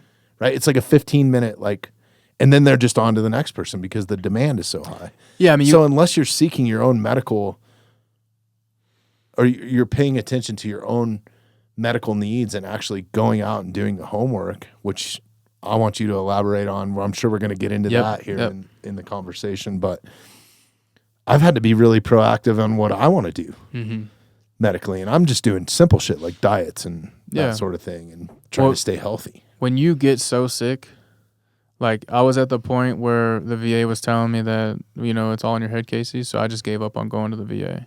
And this is like, you know, we're talking like 2018 time frame, 2019. Like I was so sick, bro. Like I couldn't keep anything down. I was losing weight. Like I ended up having a stricture in my gut. I wanted to say it too. You look really good. Like when you walked in, man. Because I've seen when I started following you, you were kind of in the thick of it, man. Like it was bad. I'm healthy now, bro. Yeah, you look cancer-free and healthy and happy. Like, you know, it's a crazy, like when you make the drastic life change, dude, and my partner is like such an incredible support system for me. I have a healthy partner. I have a healthy life. It's not toxic. It's not draining me. It's building me up. It's allowing me the freedom to grow and move in whatever direction I feel like because I have the support from my partner and we're in such alignment. So like when you have that in your everyday life, your health journey becomes easier because you're not fighting the person you live with. You know what I'm saying? You're not going up against the grain just to get what you want. I can be free to do all the things that my soul needs in this lifetime with my partner now. And that is medicine in of itself, bro. You need a partner in crime. That's like, right. No pun intended. Nah, but like you do. But she is. So it is that's what I is. always say you need. Like, yeah. You can love somebody, you can have lust with somebody, you can have all that sort of stuff. Desire. You kind of need like a ride or die, like somebody you can tell your deepest, darkest secrets to, you know? And not be made to feel bad about it, Not who be I am. judged, Because like, dude, like my ex-wife, you know, like love that woman, you know, got nothing but love for her. But like I couldn't be myself with her to a point where it was like, now I'm suppressing who Casey really is. Right. And like to be in a relationship now, it's like, dude, she loves the dark side of me just as much as she loves the light. I don't have to hide who I have been and who I am. I've integrated my shadow and I don't scare her. This is just who I am, man. This is why I had to be. I had to go down that dark road to become such a strong light here. The potentness of my light is because of all the darkness. So like not having to be ashamed of that, that's crucial, bro. So like I can honestly tell you, like, that's freedom. That's true freedom. And like if you're like, for me, freedom is so essential for my health. So I have that now, my partner, and then my life is reflecting that. You know, I got another Harley, got all these other things. So you see Casey walking through your door free of all chains of, you know, societal norms or like what's being put on me because someone else feels a certain type of way. You see the free man that I've always been trying to get back to. That's rad, man. Yeah. I think, so many people looking for that right now. Yeah, but just and go it's get like, it. It's just pretty easy to obtain. You just have to be, mentally there, right? Authentic, yes. Because people talk about like the highest form, the highest frequency is love. God is love. Like, no, God is authenticity. You being authentic, the truth. Yeah, because if you're not authentic, you'll never live your life path the way you're meant to. Mm-hmm. To get to your life's purpose, you have to be authentically yourself. You'll never get there if you're not. So relationships, jobs, whatever, it's the most important thing that people realize. Like, speak your mind, be yourself. If you're speaking your mind or like, and your partner can't handle that. Or even if you have to think about like, will they judge me? If that's in the back of your mind, if you're trying to say it. And there's no freedom in that. Yeah. Look at, dude, my twin brother, real quick. Like, we are polar opposites. He's struggled his whole life because he's worried about what people think of him. I've never given a fuck. You know, until I got a little bit older and like changing my ways for other people, being like serving others before I serve myself, which is really important. You know, you need to serve yourself first and not in a selfish way, but like you have to be who you're meant to be here, dude. We all are so important to be that person. Our individuality depends on it. Why you see all these people, these just conform or like, oh, they just watched this and now they're all doing the same damn thing. It's so fucking hard, man. The system is just like fucking rigged. Like, it's so bad. Like, you know, as much as I want to say what I want to say all the times, like even on this podcast, I find myself self-censoring or the edit gets censored. We don't really edit anything out on the podcast, like start to stop. But it's, especially on conversations, we're so lucky to have freedom and have freedom of speech. So I'm not complaining about that, right? Yep. But is it true freedom of speech, right? At a certain point, the moment that we start bringing up, and I'm not even going to say it on here because I don't want to, but you start talking about pandemics, firearms. Here we go, right here. Yeah. At least we're 2.5 hours in now. But, or just simply watching somebody else's content, you know, you start getting copyright stuff. So like these systems and programs are kind of molding you to what they want to be by what they censor and what they copyright claim and how you make money and like. Here are your parameters. Yeah. If you want to make money, you got to stay within these parameters. It's the same on Instagram. On right? everything, bro. The world at large has its parameters. And when you go outside those parameters, you will get punished. Yeah. So that's just the nature of the beast, bro. So you do your best. You have to play the game. We have to exist here. So you do have to play the game to some extent. But if you don't have a partner or somebody to confide in or somebody to really talk to or a good homie or like, you don't even have to have a partner. I mean, it could just be a good person like to lean on, right? But if you don't have anybody that you can be authentic or truthful with on how you actually feel. Yeah. Because I think a lot of people play that game. Like, I mean, I'm not saying that I totally got that down. Like, we're still figuring each other out. This is the first 2 hours that you and I have hung out. 2 hours and 10 minutes, right? Yep. Or let's call it 2.5 hours, right? So, like, the first thing that naturally as a human is you don't want to offend somebody, right? You don't want to, like, it's just like showing a sign of respect. But I think once you get down to it and you build a relationship, having that outlet, and if you don't have that, that's almost toxic in itself. It can cause all kinds of problems. Yeah. In your body, how you feel, what you do. Well, yeah, because you're releasing that stress into your bloodstream, and that affects everything in your body. The stress of not being able to be yourself, the stress that comes along with that, and bearing your expression down. We talked about that, bearing your expression down, suppressing your expression. It doesn't lead to anything good over time, and you need to get the energy out. So one thing about me now is like, I don't care what you feel or how you feel, but say it, express it, whatever it may be. You're not gonna hurt my fucking feelings, you know. But not everybody can handle that, bro. We have a soft world now. Soft. Everyone gets upset about everything. Everyone wants to be upset about something. It's not just everyone gets upset. They want to have a reason. It's easy to be upset now too. Yeah, it's so easy to throw stones from 1,000 miles away. Right? That's right. Like it's so simple. But it's funny. All the hate that I do get on here, very, very seldom am I ever confronted. Yeah. In person with that little keyboard warriors and stuff like that. Unless it's some blue-haired chick at the grocery store or something that doesn't like camouflage, right? Animal killer. Like, yeah.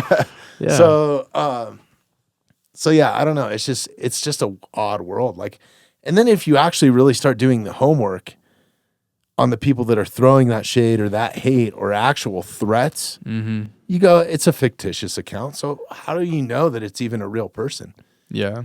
It could be something driven to fucking cause division, which I think is happening. It's been proven. Bro, without a doubt. There's bot farms. There's all kinds of shit, right? And I'm not saying it's happening at my level or my level of success. Yeah. But if it's happening at the highest level, why couldn't it happen to me? Absolutely. Right? It happens to everybody, bro. Yeah. These people are getting paid to stir shit up on the internet. Yeah, absolutely. You know? I used to do it as a kid in the lunchroom, like, hey, Johnny called you a fag, you know, or there we go, right? I don't want to say that word, but I don't know. It's just, it's unfortunately, it's kind of a natural human reaction to throw shade or like to hate or to jealousy. That's another big one. Choosing the higher road though, right? Like that's like what's easy is to feel like a negative emotion. Choosing the higher road, transcending those negative emotions, bro. That takes a lot of work. You got to talk about discipline at the highest level. But also like compassion for humanity. You know, like before I was ice cold. I was ice cold. To do the things I was doing in my life, I had to be cold. And it wasn't until like, psychedelics, like deep work with psychedelics, ego deaths, DMT, ayahuasca, psilocybin, ketamine, like all the things. Like I've gone down those paths to the depths to get to the man I am today. You know what I mean? To accept the things I've had to do to get here. It wasn't easy. So the medicine helped me heal that, right? Wow. Through the experience, because we all have our individual experiences. We all co-create. Do you think you could sit here and have this conversation without those experiences or those ego deaths? No way, dude. No, really? I wouldn't be here without this. Yeah. You know what I mean? Yeah, for sure. So like this conversation wouldn't exist. Casey would be pushing up tulips somewhere. Right. You know? So very important for the growth. And you talk about like mainstream healing. How many people does it actually help? How many people does the therapies that are set out to help people actually help? Talk therapy, prolonged exposure treatment. Fuck, dude, go eat 8 grams of mushrooms in the Grand Canyon. There's your prolonged exposure treatment, and you come back a new man. Go do some ayahuasca. Go heal the deep. Let grandmother wrap you up in her arms and go heal some deep shit. Purge some stuff that you've been holding on to your whole life. You know what I mean? I think it brings you to that. Me speaking from personal experience, and I don't urge everybody to go do this. I don't know that it's right for everyone in their certain scenarios, but if you have some inclinations and you have something calling you to it, I encourage you to experience it in a safe space, in the right environment, with intention. Yes. And I'll just leave that caveat. Yeah, no, that disclaimer, right? Because I'm glad you put that in there. I think that it's almost become popular too, right? It's very like healing culture. We just had Doc Pate in. We were talking about healing culture and stuff like that. And your situation is totally different, so don't take offense to this. Of course, go. But like if you always live in a healing state and you can't, like one of my goals was obviously to get to know you today, hear about your experience. Then after that, you and I know about it, the listeners know about it, my audience knows about it. The next one is what I'm looking forward to, where it's just me and Casey hanging out, shooting the shit, watching a chimpanzee shoot an AK-47 at Somali gangsters or some shit, right? You know, like stupid shit like that. Like Yeah. that sort of human connection is the stuff that I thrive on, like having a good time, right? So like if you're constantly living in this healing state, you're still just kind of in the shit. Like you have to have a good time too. You have to get outside of that, right? I agree with that completely. But I think that that's one thing that psychedelics has done for me. It's like, it's almost like a reset. And I don't think you have to do it like multiple times. It could be just one time, and like knowing what will bring you back to that state, whether it's breathing or a microdose or something like that. I'm a huge fan of microdosing now. Same. Because I've noticed the little differences in my life to what I appreciate when I am microdosing and when I don't, and what I pay attention to. Yeah. And you're not in a high state. You feel perfectly normal. But you're like, wow, I really like driving my truck today. You're like, what the fuck? Like that would never cross my brain if I was just stuck in the blinders on. Like I'd be thinking about like, fuck, I got to pay the mortgage. Yeah. Casey's coming in today. I didn't have enough time to do this. I didn't have enough time to do that. You know, like you're tapped in. You're tapped into a higher frequency when you're working with some of this medicine. And like, there's a lot of precautions to take, like going blindly into working with medicine. Like you really got to know what you're doing. I don't recommend anyone just go drink ayahuasca without doing any research or doing these things. Because like, bro, I've used a lot of ketamine. Ketamine has healed me. And ketamine has multiple healing factors for me for like the brain cancer stuff I've been dealing with, and like mental health, neural pathways, and like healing the brain from some of the damage I've had, like TBIs and stuff. So like these are tools, right? But like you said, like you use these as a tool and you integrate. You don't keep using them. Like when you're healing is like a conflict stage. So when you go heal, you go into conflict for things that you need to heal, and then it feels better. But if you keep going back into conflict, like you got to give your time, like space to integrate.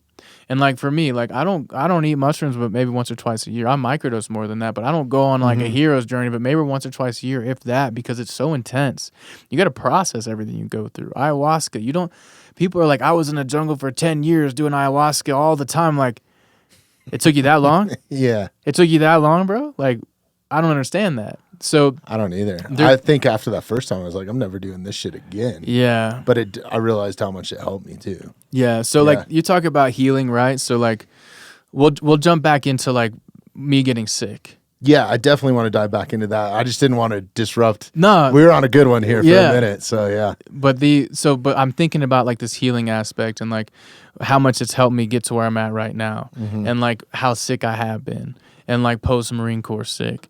During the club, I was sick the whole time. And now, you know, we're at 2018, 2019, and this is where it all starts to happen, right? This is where how sick I was, and like needing emergency surgery and like doing these things. So like, so I'm sorry. Let's go back to you're going to the VA. Yep. I just want to rewind here a little bit. They're putting you on SSRIs. They're saying it's psychosis or whatever diagnosis that they're giving you at the time. You're turning around saying, hey, that's not the fucking case. So you write off the VA and you go and seek treatment somewhere else. Where'd you go? Did you just blindly call a doctor, or what? How does that start? Yeah, so, I mean, it started like I had to have an emergency surgery on my abdomen. I had a stricture. I had to get my sigmoid colon removed.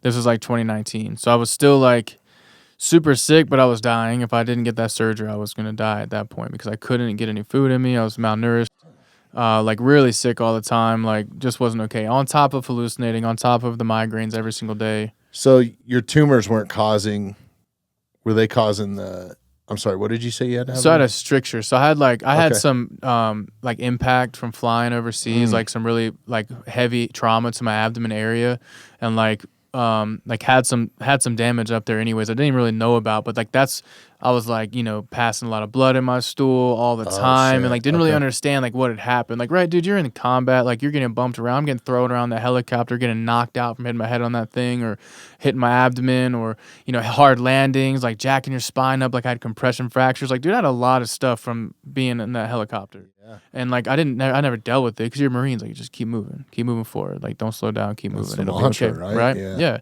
So I all these like things started to catch up to me.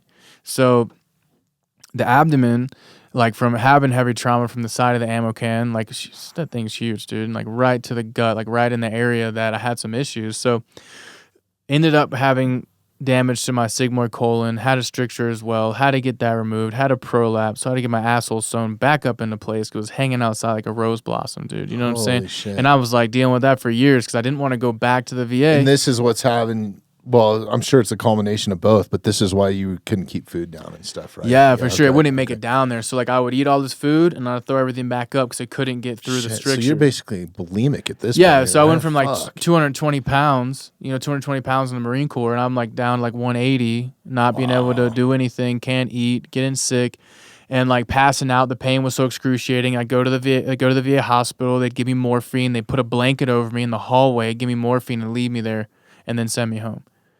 Like, that's the type of care we're getting. You know what I mean? Like, I'm like begging for help. They're treating me like a drug addict, treating me like a fiend, a dope fiend. Oh, he's only here for the morphine. So they go and Really? Yeah, bro, for sure. And imagine getting treated like that. You know what I'm saying? Like, that's not who I am. I never done dope with my life. Well, I mean, it just makes me think, like, everybody's on this bandwagon right now, and I'm not saying it's not. It's an epidemic in its own right, but the suicide rate of combat veterans is fucking extreme, right? Like, it's crazy. My buddy Jeremiah posted this deal on Instagram the other day, and it was like a moving graph. Go to Jeremiah Blackbeard on Instagram, Tyler. I know you're talking about. Yeah. And it's like the suicide rate and then combat casualties in Afghanistan and Iraq, and it shows the years. Yeah. Bro. Yeah. You know it. It's crazy. I know exactly what you're talking about. Yeah. It's sad to see, bro, but you wonder why it's happening because we can't get the help that we need. We go look for it, and you're begging practically on your knees, begging a system that is designed to help you, but really, ultimately, it's not designed to help you, bro. Think about how many people are on government benefits through the VA. They're better off without us. So they have this system set in place, and it's not actually working for our benefit a lot of the time. Like what? You got your... Not if they're giving you morphine and throwing a blanket over your ass. But real people who've been to war and like, dude, I was just a helicopter creating gunner. Opioid. But you're exactly right. So you're creating more of a problem while we're looking for a solution. We're getting more problems added to our fucking plate. It's fucked. So suicide... No one's telling me what's wrong with me. I'm worthless. I can't perform like I used to. I know there's something wrong. They say I'm okay. I know I'm not okay. Yeah. You know what I'm saying? Just like that. I'm losing my mind. So, like, I was losing my mind. Well, there's a correlation, too, with CTE. Mm-hmm. And we're seeing how much, like, we just made a video the other day about the cases of TBI in the military. Mm-hmm. It's fucking crazy, bro. It's like in the millions. Yeah, bro. It's fucking crazy. And you don't have to go through a blast to get a TBI. No. You know, that's the thing. Like, people are I have a really good friend of mine that just from breaching doors, from training, really, right? Because he breached more doors training than he ever did. Breachers got it bad, though, dude. And just... Yeah.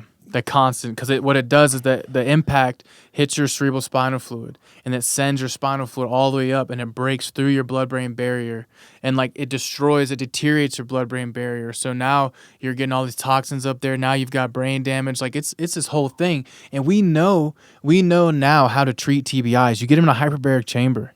You go do some red light, methylene blue, hyperbaric chamber, and you start to heal their brain. But if you don't do it right away, now you got issues long term, and the issues compound themselves. So you see these football players smoking themselves. You see these special forces dudes who are going through blasts more than most people. The breachers especially. You go look at the damage that breachers have to their brain.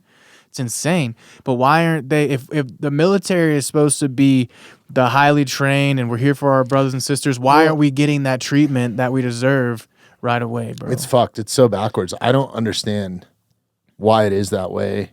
Maybe it's a simpler question. I think dude. it's by design. It is by design, unfortunately. Yep. And the design is make the most amount of money that you can, unfortunately, right? Like that's the system that we live in. Like look at what we're going through right now, not to bring it to politics, but with this administration and health and people that are on the paycheck of food, the food industry, the pharmaceutical industry. Like it's fucking mind blowing. Corruption. So much corruption. And then that's just at our own level. And then you start looking at some of the other shit that came out, like some of the foreign aid shit that just came out recently. It's fucking mind blowing, bro. Like, and this has all been under a blanket. It's like, what else is still out there? Yeah. We're looking at our country. That's the tip of the, you know what I'm saying? Tip of the iceberg. Yeah. You wait, bro. But they're showing you what they want you to see. Yeah. You know what I'm saying? Because eventually they start to see people figure it out. It's like, okay, we'll give these people up. We got these guys. We'll let those guys take the fall. Like, it's all designed this way, dude. It's all designed. They got their fall guys. The people that are running all of this, you really think you're going to see them on TV? You think Klaus Schwab is really the guy running this shit? No, bro. Yeah. He's just a puppet, just like the other front runners. They're all puppets. If they're smart, yeah. No, that's the game, bro. Yeah. They got Forbes millionaires. Like, nah, bro. You really think there's families that have been running this shit for generations, thousands of generations, quadrillionaires. They don't even, money's not a thing. They don't let you know who's in charge. They let you know who the people, this is who we're going to blame. Yeah. Oh, Anthony Fauci, blah, blah, blah, all this shit, dude. It's a joke. It's a joke to me. Like, I went into the rabbit hole. 2020. Yeah. Most of us did. 2019, 2020, going to the rabbit hole. Had some time on our hands. and then you get out of the rabbit hole and you no longer need to exist here, because once you see it, now you can never unsee it.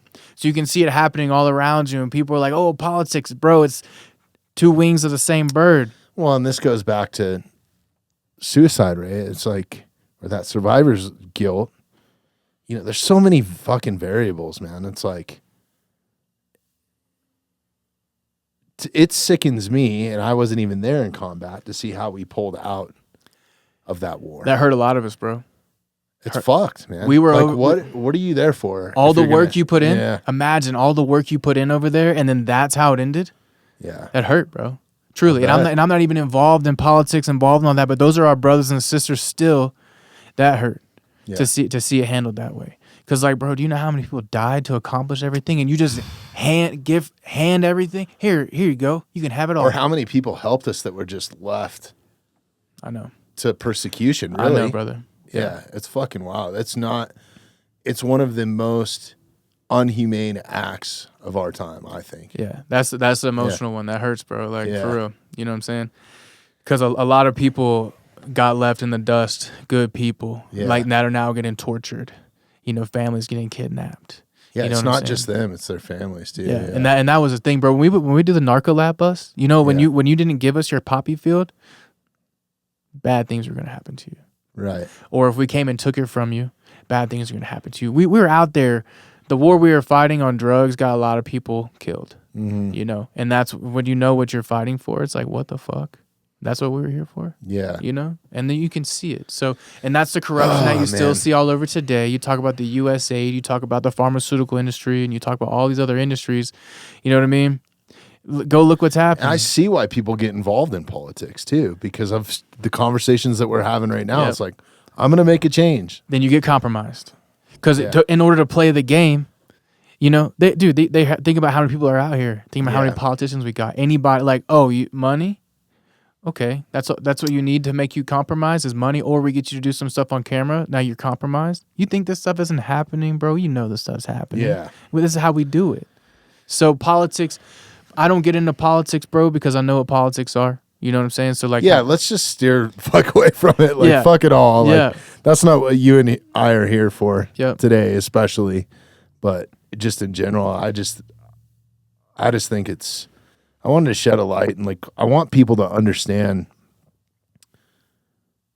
You know, I take pride in and have gratitude for people so I can go to bed at night in comfort and not worry about a bad guy kicking down my door, right? Like, I have a lot of friends, and to see how they're treated afterwards and how we treat some of our allies in these certain situations, it's not right. So why would you want to help us as a country after seeing what we're doing? And, like, what are we supporting? I think the best way and I think one thing that's changing the world a little bit is everybody has their own media platform now. Mm-hmm. Everybody. Yeah.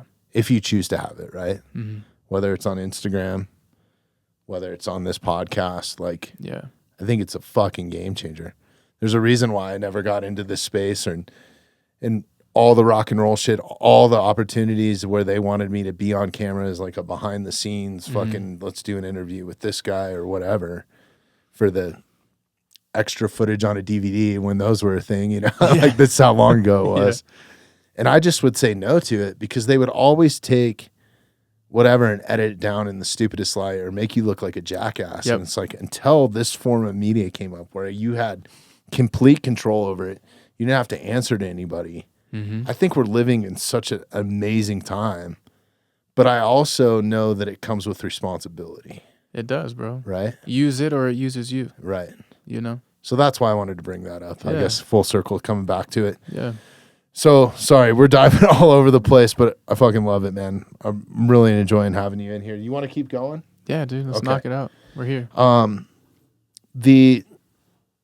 So how do you get diagnosed or know that you have a brain tumor? Do you finally get a brain scan at this point after that surgery, or? Yeah, so you got to think like 2022 is when I got the diagnosis, but I was suffering for years. I was living in Texas, living on a farm out there, had an animal rescue. I was working every single day on the farm, on the land, you know what I'm saying? But I was so sick all the time. The migraines were debilitating. I was doing all the things. Went to the chiropractor. They told me it was my neck. Went to the ophthalmologist. They told me it was my eyes. They tried to put glasses on me. I went to everybody, but I wouldn't go to the hospital because you got to wear a mask. You got to follow these stupid fucking rules to go to a hospital and get a brain scan now. And like, I'm an outlaw kind of, so I didn't want to follow all those lame rules to go get what I needed. I was pushing up against that hard.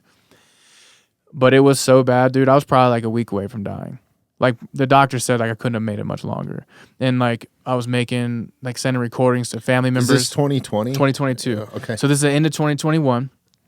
And I'm sending videos to my family members like, hey, don't delete this. I might not be here, but just kidding. But seriously. And I knew something was seriously wrong. I had this intuition that I was dying, but I didn't know what it was. Mm-hmm. So I finally was convinced by my ex-wife and her friend to go get a brain scan. And I went and got that brain scan, bro. Huge tumor in my head. January 22nd is when I went and got the scan. And they were like, oh, we're so sorry. I was like, no. Like, why are you sorry? Now I know what's going on. Let's go get this thing taken out. That was my whole attitude. It was like, now I know I'm not crazy. Imagine that, bro. Getting told you're crazy. It's all psychosomatic. It's all in your head, Casey. 3 years? 7 Am I doing years. the math right? 7 years. It started in 2015, 2016, fuck. 2022 is when it happened. So 7 years. 7 years. Of being told hallucinations. You're fighting the system. Yeah. So, and I didn't go to the VA through this. I went to the emergency room. The person that brought me knew the breast brain surgeon. They knew something was up with me. And they went to the emergency room that was connected to the network with the best brain surgeon in Texas, Dr. Harvey. Sick, dude. Savage brain surgeon. And so it had that brain tumor taken out on the 26th of January. And all my faculties came back. I was going blind. Like, there's some symptoms I've experienced, like blindness, seizures. I didn't know I was even having seizures, but I had so much pressure in my head. I was going through all this crazy stuff. I just hit the ground, started drooling, and I didn't know what was going on. I thought it was like a blood sugar thing. You know what I'm saying? Truly didn't know, but I'm just a tough dude as well. I can deal with a lot of pain. I'm not really afraid of stuff, so like I just kind of pushed the envelope way too far, and all those symptoms disappeared. I got in trouble for like dancing around the hospital room after I was in brain ICU, like neuro ICU. I'm like dancing around. They're like, get back in your bed. I'm like, fuck no. Like, dude, I can see. I have no headache. And this is right after surgery. So like the pain of my headaches were way worse than the recovery of my surgery, my first one. Really? So yeah, bro. So it was like instant relief. Instant relief. Because you imagine, dude, I have a pocket in my head the size of almost a softball. It's smaller now, but How big was the tumor? So the tumor was bigger than a lacrosse ball, but I had a cyst in there too from TBIs. So I had migraines my whole life. So I had head trauma as a kid, right? Like from physical abuse to whatever, head trauma. So I was having migraines at 3 years old, didn't understand where it came from. But I had head traumas as a kid, and that lasted up until the cancer, but I had that and then the tumor on top of that. So I had this huge, like, just less than a, like, dude, I have a huge pocket full of cerebral spinal fluid in my brain that most people will never have, right? Because that cavity is so big now. So when they went into the surgery, they clipped the ventricle. So now I have this huge cavity. The ventricle released. Yeah. Dude, man, I'm so glad you're here, Casey, man. Me too. Me too, like, bro. Legitimately, bro. Like, this. Yeah. That's fucking heavy, bro. How are you still like talking and functioning? Like, when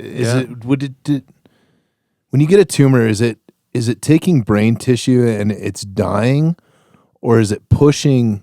It's growing and it's pushing against the brain, and that's what's causing. Check it out. Okay. So the tumor that I had grew in between the gray matter, the brain matter. Like there was like this space in between the matter. My tumor grew in between that. Talk about divine, right? Holy shit. Didn't stick to. I had this encapsulated because I had the cyst.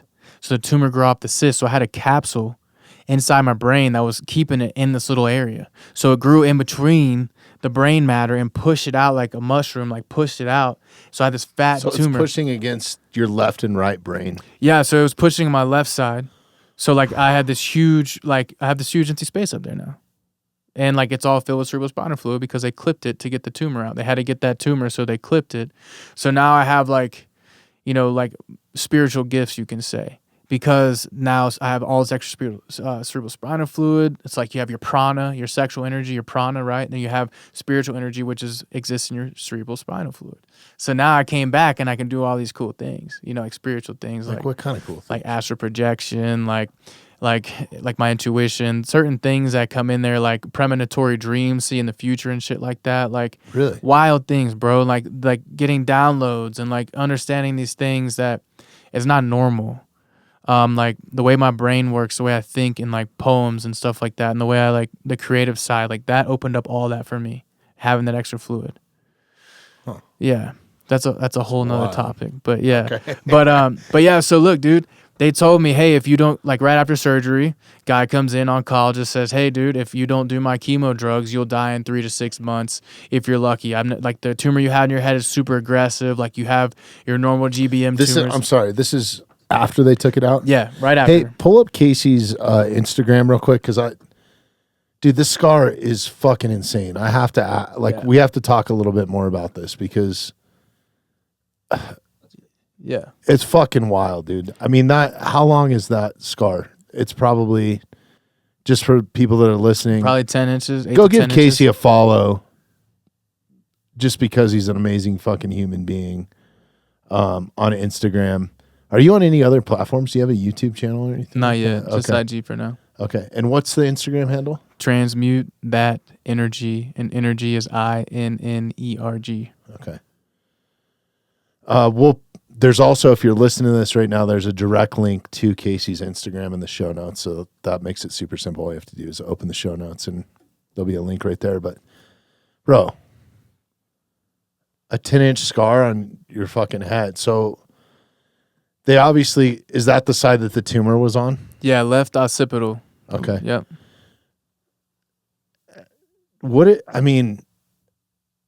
So they obviously had to go in through your skull, right? Mm-hmm. Through the back of your skull. Yeah. Did they cut a piece of your skull out? It's out. I got a titanium plate up there, bro. Wow. Yep. Can't go through metal detectors. Can't go through any of that stuff, you know? Did they let you keep the piece of your skull? No, never saw it again. Really? Yeah. That'd be rad if you had it would be, dude. wouldn't it? I mean, not just a little memento. For sure. Like, or a piece of the damn tumor, you know, something. Yeah. You know, but yeah, so they got that plate in there. So like easy, you know, pop that thing off, go back in if there's ever another one. Like it's pretty standard, you know. It's shitty. Like pop the hood. Yeah, exactly. Shit. That's how I feel about it, you know? Simple. Yeah. What, and you instant, like you said that you had instant relief to the point where you were dancing around. They're telling you to stop because of the recovery process. Mm-hmm. What was the pain like? Like, was there any pain or post-surgery? Yeah. Dude, there was practically no pain. Really? Yeah, because there's no because like pain you were receptors. living in pain for so long, and it's such a high level of pain, like 13 on a scale of 10. Like it wasn't measurable, bro. That's like crazy. So that pain was gone immediately after when they opened my head up, the tumor just flew out. There was so much pressure in my brain. The tumor literally flew out, right? Popped right out of my skull when they opened me up. Yeah. So it was horrible, bro. There's no pain that I'll ever experience that bad again. What was the doctor's first reaction when they saw it on the scan? Or were like, I'm sorry. I'm sorry. Like, what are you sorry They for? just wrote you off as dead. Exactly. Yeah, they wrote me off as dead. And then the GBM tumor, when they actually diagnosed me with the GBM, they were like, if you were my son, I'd have you on chemo right away. You don't have long. Like, bro, you don't even know me.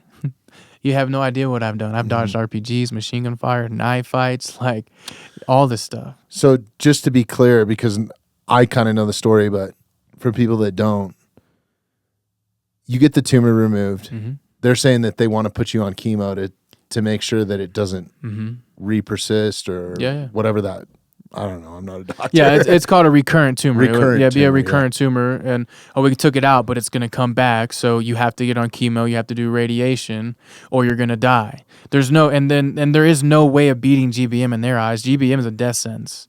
Okay. There's no way to beat it. That's in the medical world. GBM's a lifetime. It's a death sentence. You don't have long.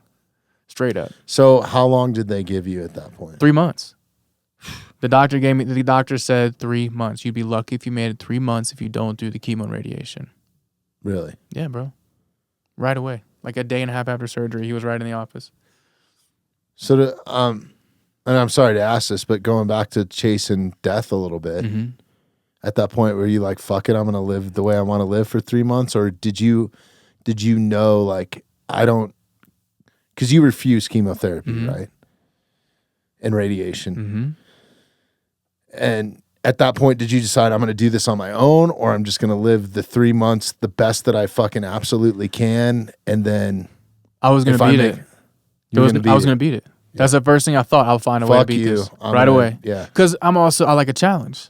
I'm sick, right? So give me a challenge. Set that bar I love you, up bro, here. man. It's fucking awesome. Set that bar high for me. Yeah, because I think, man, do you think that if you didn't experience all this trauma in your life, everything in combat, being in a 1%er club, that you would have that same outlook to like, fuck this is going to be easy? No fucking way, bro. Yeah. That adversity served me well for that moment. Absolutely. I think so. You know, because I'm tough, bro. Yeah. I'm not just saying that. No, I'm a warrior through and through. Dude. Dude, there are warriors on the battlefield that get diagnosed with terminal cancer and like, oh, I'm gonna fucking die. It's like, stop crying, bro. You went to war. Like, go figure it out. Don't give up on yourself yet. You go run through bullets and, you know, all these other things, but then you give up when you get a terminal diagnosis. Like, no, bro. Keep fighting. Keep going. And that was the whole thing for me. Like, let's go. Challenge accepted. Let's fucking go. Yeah. So, and that's what I did, bro. Okay, so how do you start that fucking process? Like, research. What's the first thing that you do when we're out of the hospital? I got 3 months to fucking basically figure this out, maybe, right? Was that in your brain? Like, no, I was always gonna beat it. Okay. There was never a doubt in my mind, bro. There can't be. That confidence, yeah. There cannot be a doubt in your mind when you get told you're gonna die. No, the fuck I'm not. Watch me, and then hit the books right away. Hit the books. Research. It's 2025 now. 2022. No difference really in what's accessible. Everything that you need is on the internet, hidden in plain sight, or it's already out there for you. You just got to do the research. So, how much work it took to figure it out? It took me about 18 to 20 months to really dial it in. I had another tumor come back. You know what I'm saying? So I was not in a good relationship. Like, my ex, she's not a bad person, but it was not a healthy relationship. It was very toxic. So I didn't have an environment to where I'm like thriving in all aspects. Like the stress, the incompatibility was stressing me out while I'm on my healing journey. And by the way, she's over my shoulder for the first 6 months, like crying in every fucking room. She's like crying over my shoulder. It's like, look, I'm not going anywhere. So I need you to stop acting like I'm already gone, please. You know what I'm saying? And like that just wasn't helping me out at all. And she wanted me to do radiation. She wanted me to go do these other treatments that I knew that weren't going to serve me. I literally did a treatment called Optune where I wore this fucking thing and blasted my brain with 200,000 hertz. Is that the photo that you sent me of the red light? That's different. That's something else. Dude, that's such a cool photo. Right? When I first saw it, I thought it was like a devil helmet or something. No, dude, it was not crazy. That cool. Yeah. So like she had me. I had to prove to her that I could beat this and that the way she wanted me to go do it was going to kill me. So I literally went and did this treatment. I wore this hat, 200,000 hertz to the brain, wearing it 24/7 as much as I could. And it was killing me. It dropped my white blood cell count to like a 0.8. Like I was nearly dead. And I showed her, I was like, you see, now let me do it my fucking way, right? You need to trust me. So I'm sorry.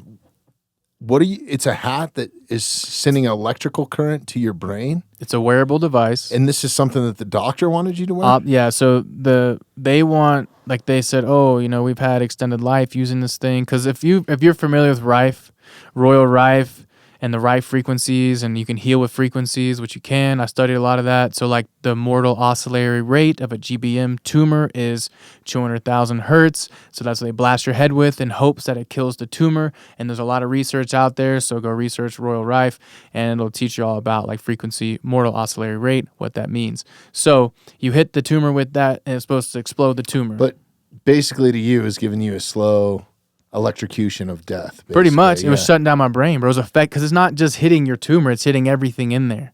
Right. So that's like with radiation on the brain. So many people are drooling after the radiation. Or do 10 rounds of radiation or more on the brain, and now you're drooling. You lose all your faculties. You're not even a quarter of the man you used to be. And I see it all the time, bro. I wasn't going down that road. Yeah. No fucking way. You know? So I had to prove to my ex-partner that I needed to do this my way and that there was the only way it was going to work. And I did that by nearly killing myself in the process, which I'm good at that, bro. You know what I mean? So I figured out all the treatments, right? So like high-dose vitamin C, IV therapies, methylene blue, hyperbaric chamber, cold plunging, sauna. You can hyperthermia can kill cancer. Like there's all these different tips and tricks you can use to kill cancer, dieting, fasting, all the things, plant medicine, like. But this is all non-conventional stuff that you're not getting from a doctor. You're seeking it from books, internet, other people's experiences. Mm-hmm. Yeah, that's the only way to do it, bro. And I went into PubMed. I went into publicly researched, peer-reviewed science and you papers. got any doctors helping you out at this point? No, like anybody with a PhD or nobody reached out? No, it's me. Yeah. I got someone reading my blood work. That's it. I figured all this stuff out myself, bro. I had one doctor from Mexico come up and teach me how to use this ultraviolet blood irradiation machine, which cleans your blood out, and I can do polychromatic photodynamic therapies using light, methylene blue, red light, methylene blue, run it through your body. Like, I had a doctor come up and train me on some stuff. I'm sorry, let's dive into methylene blue a little bit here, because I know that it just recently came out and has become, like, there's this internet surge where people are selling it. Mm-hmm. You can get it just about anywhere now. It's like a fabric dye or something, isn't it? So check this out. Methylene blue has been around for over 100 years, bro. Okay. They've been using this for a long time. It's made from a mineral salt, comes from a mineral salt. It's a textile dye, you know what I'm saying? But it's been used a long time. So like over 100 years ago, they were using methylene blue to trace the flow of electricity in a frog by dyeing a part of the frog, and then would watch where it travels, and it travels in electrons because it's what it does. It's an electron donor and electron receiver. So it works as both. So it works intracellularly and extracellularly, inside and outside of the cell. It's crazy. So yeah, right? And it's a textile dye from a mineral salt. You wouldn't think that it has all these capabilities, but it does. And it's all these other things associated with it. So you can use methylene blue for oxidative therapies and antioxidative therapies. It does all the things, bro. And it's relatively inexpensive. You see it everywhere, but there's a lot of heavy metals getting produced in these things. So like you got to get a good brand that's been tested, third-party tested, USP grade, all these things. But methylene blue is a phenomenal tool to use to heal, because it helps your cells and in order for your cells to operate the right way, there's mitochondrial wise, right? Like your energy production, mitochondria is a big thing, and you have electron transport chain, and that electron transport chain has different areas in that, and you need electrons or certain things. If it's not operating right, then your mitochondria is not functioning properly within the cell. Now your cell's not going into apoptosis, which is programmed cell death, and if it's not doing that, now you get zombie cells and tumors and stuff that pop up. So methylene blue can go in there and get your cells to perform the way they're supposed to. Program cell death, which is supposed to happen. So it's neutralizing bad ones and helping generate good ones, I guess. Sure. For layman terms. Yeah, sure. What is it like taking it? Is there any side effects? Do you have any sort of like feelings in your gut? Is there any sort of psychological?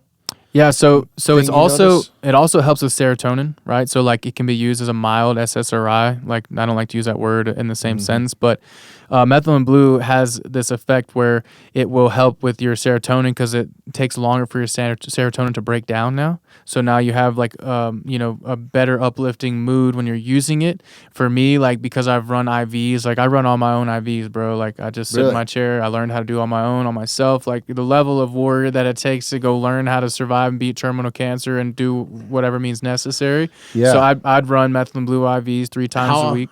Okay. Yep, 3 times a week. But this isn't for everybody, right? If you are chronically ill or you have a severe issue, you'll use methylene blue more. If you don't, then you want to use it like once every 3 days, not like 3 times a week. And the way I was using it, and you run it as like a preventative. As a preventative, but it just helps out like cellular function overall, right? So how'd you learn how to administer your own IVs? Just I asked the nurse. I said, "Hey, what vein do I put it in?" She says, "If it has a pulse, not that one." I was like, "Cool, that easy." Started running it. Nice. That easy, bro. You know, like I've done crazier things. You're putting a needle in your vein. Like, how hard is that? Yeah, I would have been, dude. If I was into drugs, like I would have been sick. I fucking love IVs. I need to just go take a class and fucking administer my own IVs. I've never really thought about it that way because it's so expensive. Well, I use Rocky Mountain IVs. They're fucking awesome. Yeah. But I wonder how much it costs to get all like the high dose vitamin C and all that sort of. Are you doing any of those sort of?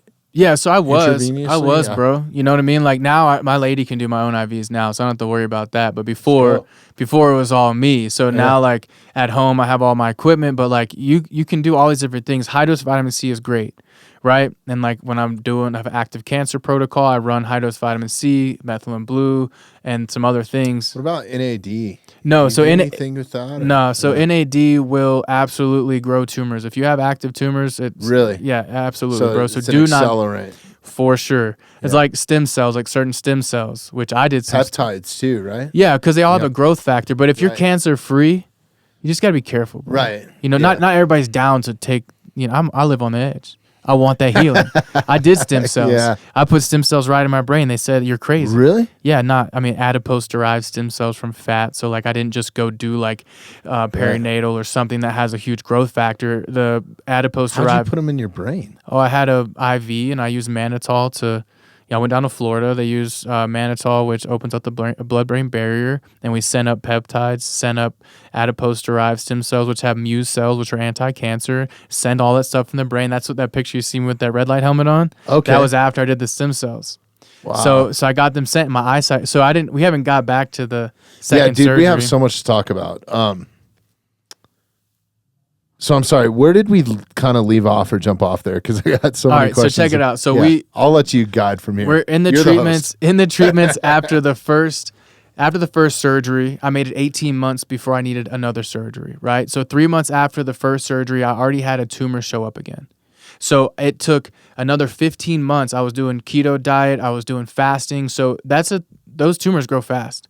So it took 18 months for me to get another surgery, which is phenomenal, right? Yeah. So it was still with no chemo, no radiation. How severe, how big was that tumor? So this one was smaller, but it was wrapped around my optic nerve. So I was going blind.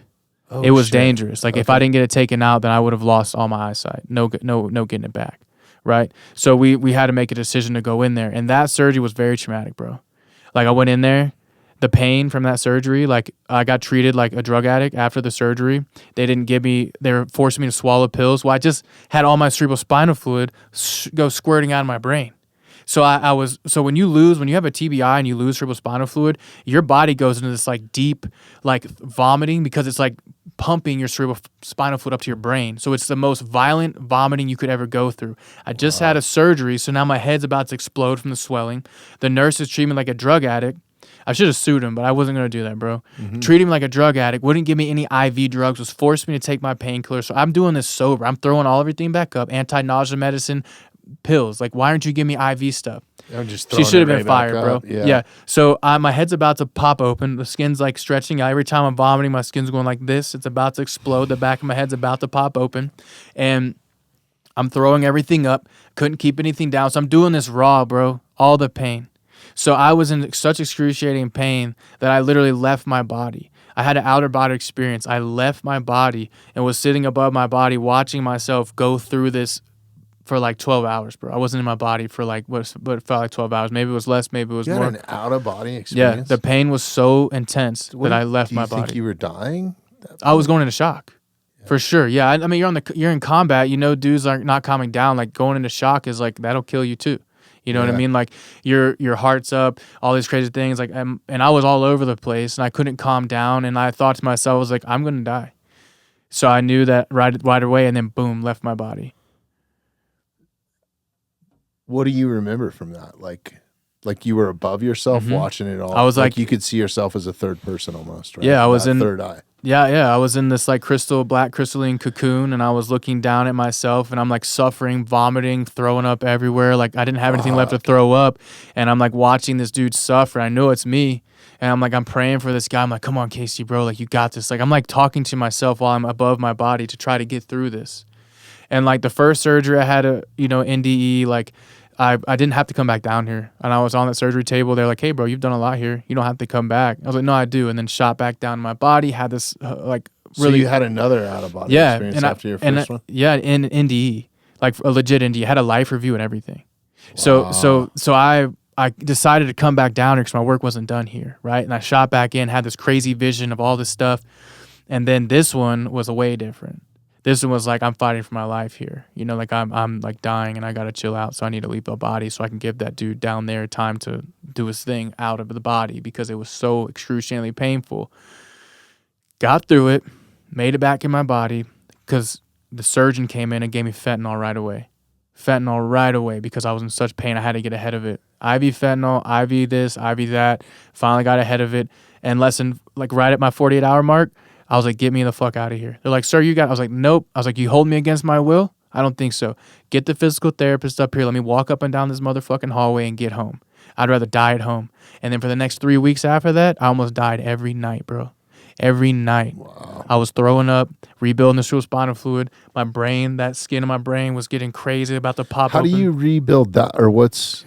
Your natural, it will rebuild. It's not immediate. It takes time. But like because I had that pocket was so huge. It was like such a deficit right away. Right. So I went into like, my body was going into shock. So it's almost like dehydration for the brain, I guess. Yeah, essentially. Point, right? Yeah, because your brain will function. You need it, dude. Wow. You need that fluid.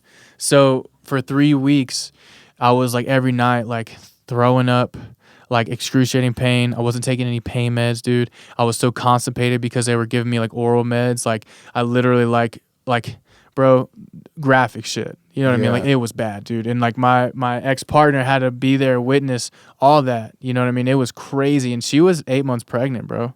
I was afraid she was gonna have another miscarriage. Wow. So like it was intense, bro. Yeah. Like I was so afraid and I was trying to be cool and like not stress her out and then like went through all that. Well, but that's just stress in its own right. If you're worried about somebody else and you're going through that, that's fucking wild, dude. So that second surgery was very traumatic for me. Like that was a lot. Yeah. And like I've been through a lot, dude. And that was like a scary moment. Like didn't think I was gonna make it, for like 3 weeks. Like, dude, I don't know if I'm gonna make it, bro. Like it was so intense and I don't take painkillers. I fucking can't stand painkillers. So I wasn't taking anything. So I just went home and that was it. So made it through and then had my child, you know what I mean? Home birth, all this stuff was there for the birth of my child. Really? Home birth? Yeah. Wow. Yeah, that was intense too. So like, yeah. You fucking do shit the easy way, huh, Casey? Yeah, bro. I like to keep it interesting to say the least. But yeah, like had a healthy daughter, you know what I mean? Like 11-pound baby girl, bro, at home, like big girl. That's rad. And, she's an incredible girl, man. So, but like after that second surgery, I stayed on my treatment plans, you know what I mean? Like just kept doing my protocols, kept fasting, kept doing all these things. Your own treatment plans. Yeah, I do. I wrote my own protocols. Yeah. That's what I do now. You know what I mean? Can you walk us in a brief description kind of through some of that protocol? Yeah. I know it's a bunch of different stuff, but one thing that I'm a huge fan of is cold plunge therapy all or day. Cold plunge. I love saunas. Like I love that that's a trend now and it's more readily available and it's so easy to do, especially here in the mountains. Unless you have a giant fucking ice cube in your garage right now. Yeah. Because you forgot to drain the water. Right. So speaking on like cold plunging and the heat, right? Like hormesis, right? Like healthy stress on the body. You can't overdo it now because I like to push the envelope. I get to a point where sometimes I was overdoing it. I had a hard time keeping weight on. So there's a healthy way to do all these things. But protocols are simple, man. It depends how you want to approach it. You got to fast. If you're dealing with active cancer, you got to fast. You need to go 3 days minimum without food. Really? Only water, some herbal teas. Soursop, boom. Soursop is a natural chemo agent. So you can run soursop tea the whole time you're fasting and your tumors will shrink. What is soursop tea? I don't know. Soursop is like I want to say it's a fruit, you know what I'm saying? But like they have the leaves of the soursop and you just boil those down and then you drink the tea from it. Really? Yeah, so anyone listen, go look soursop up. It's incredible healing. But like fasting is huge. The first thing that you can do when it's free is stop eating food. Okay? Hyperthermia, sauna usage. I did a sweat lodge. They said, hey, you're going to die if you go into a sweat lodge. I was like, let's go. So I went to Montana for... Is this stuff bullshit or... right that organic tea leaf, like those tea bags and like all that stuff. Yeah, just run those, bro. And like this other brand, bulk supplements, like you can run those and it's very good for you. Nice. Yep. So you always got to be careful what you get. Make sure it's clean, not contaminated and stuff like that. But there's really good products out there. Okay, cool. So sorry, back to the sweat lodge. Yeah, so like... Tell me about that experience, They all bro. told me I was going to die if I go do a sweat lodge. And I was like, yeah, let's full send it. Like, we're going. So I went into... I went into this It's not Inipi. fucking funny, but... No, it is though. Because that's who I am. Yeah. You know, so it's all good. Yeah. But they... I went through that. I started to lose the idea of the power that I had. Like my ex-partner was always like, you can't do this, you can't do that. So I started to believe this, bro. And like, I'm not trying to dog her. I love that woman. You know, we served each other, a lot of experience, but like she has a lot of fear and I don't. So like, I understand why she'd be saying those things and I respect it. Like I completely get it. Well, I think that also what people don't understand is this helicopter parenting thing. It's the same sort of thing. You don't want anything bad to happen to your loved ones. And if you don't realize that, it's a natural reaction. If your best friend tells you, yo, I want to be a fucking skydiver, an extreme skydiver, you're like, dude, I don't know if that's a good idea, dude. Like, you know what I mean? That's just a common reaction. When somebody wants to do something very extreme, Yeah.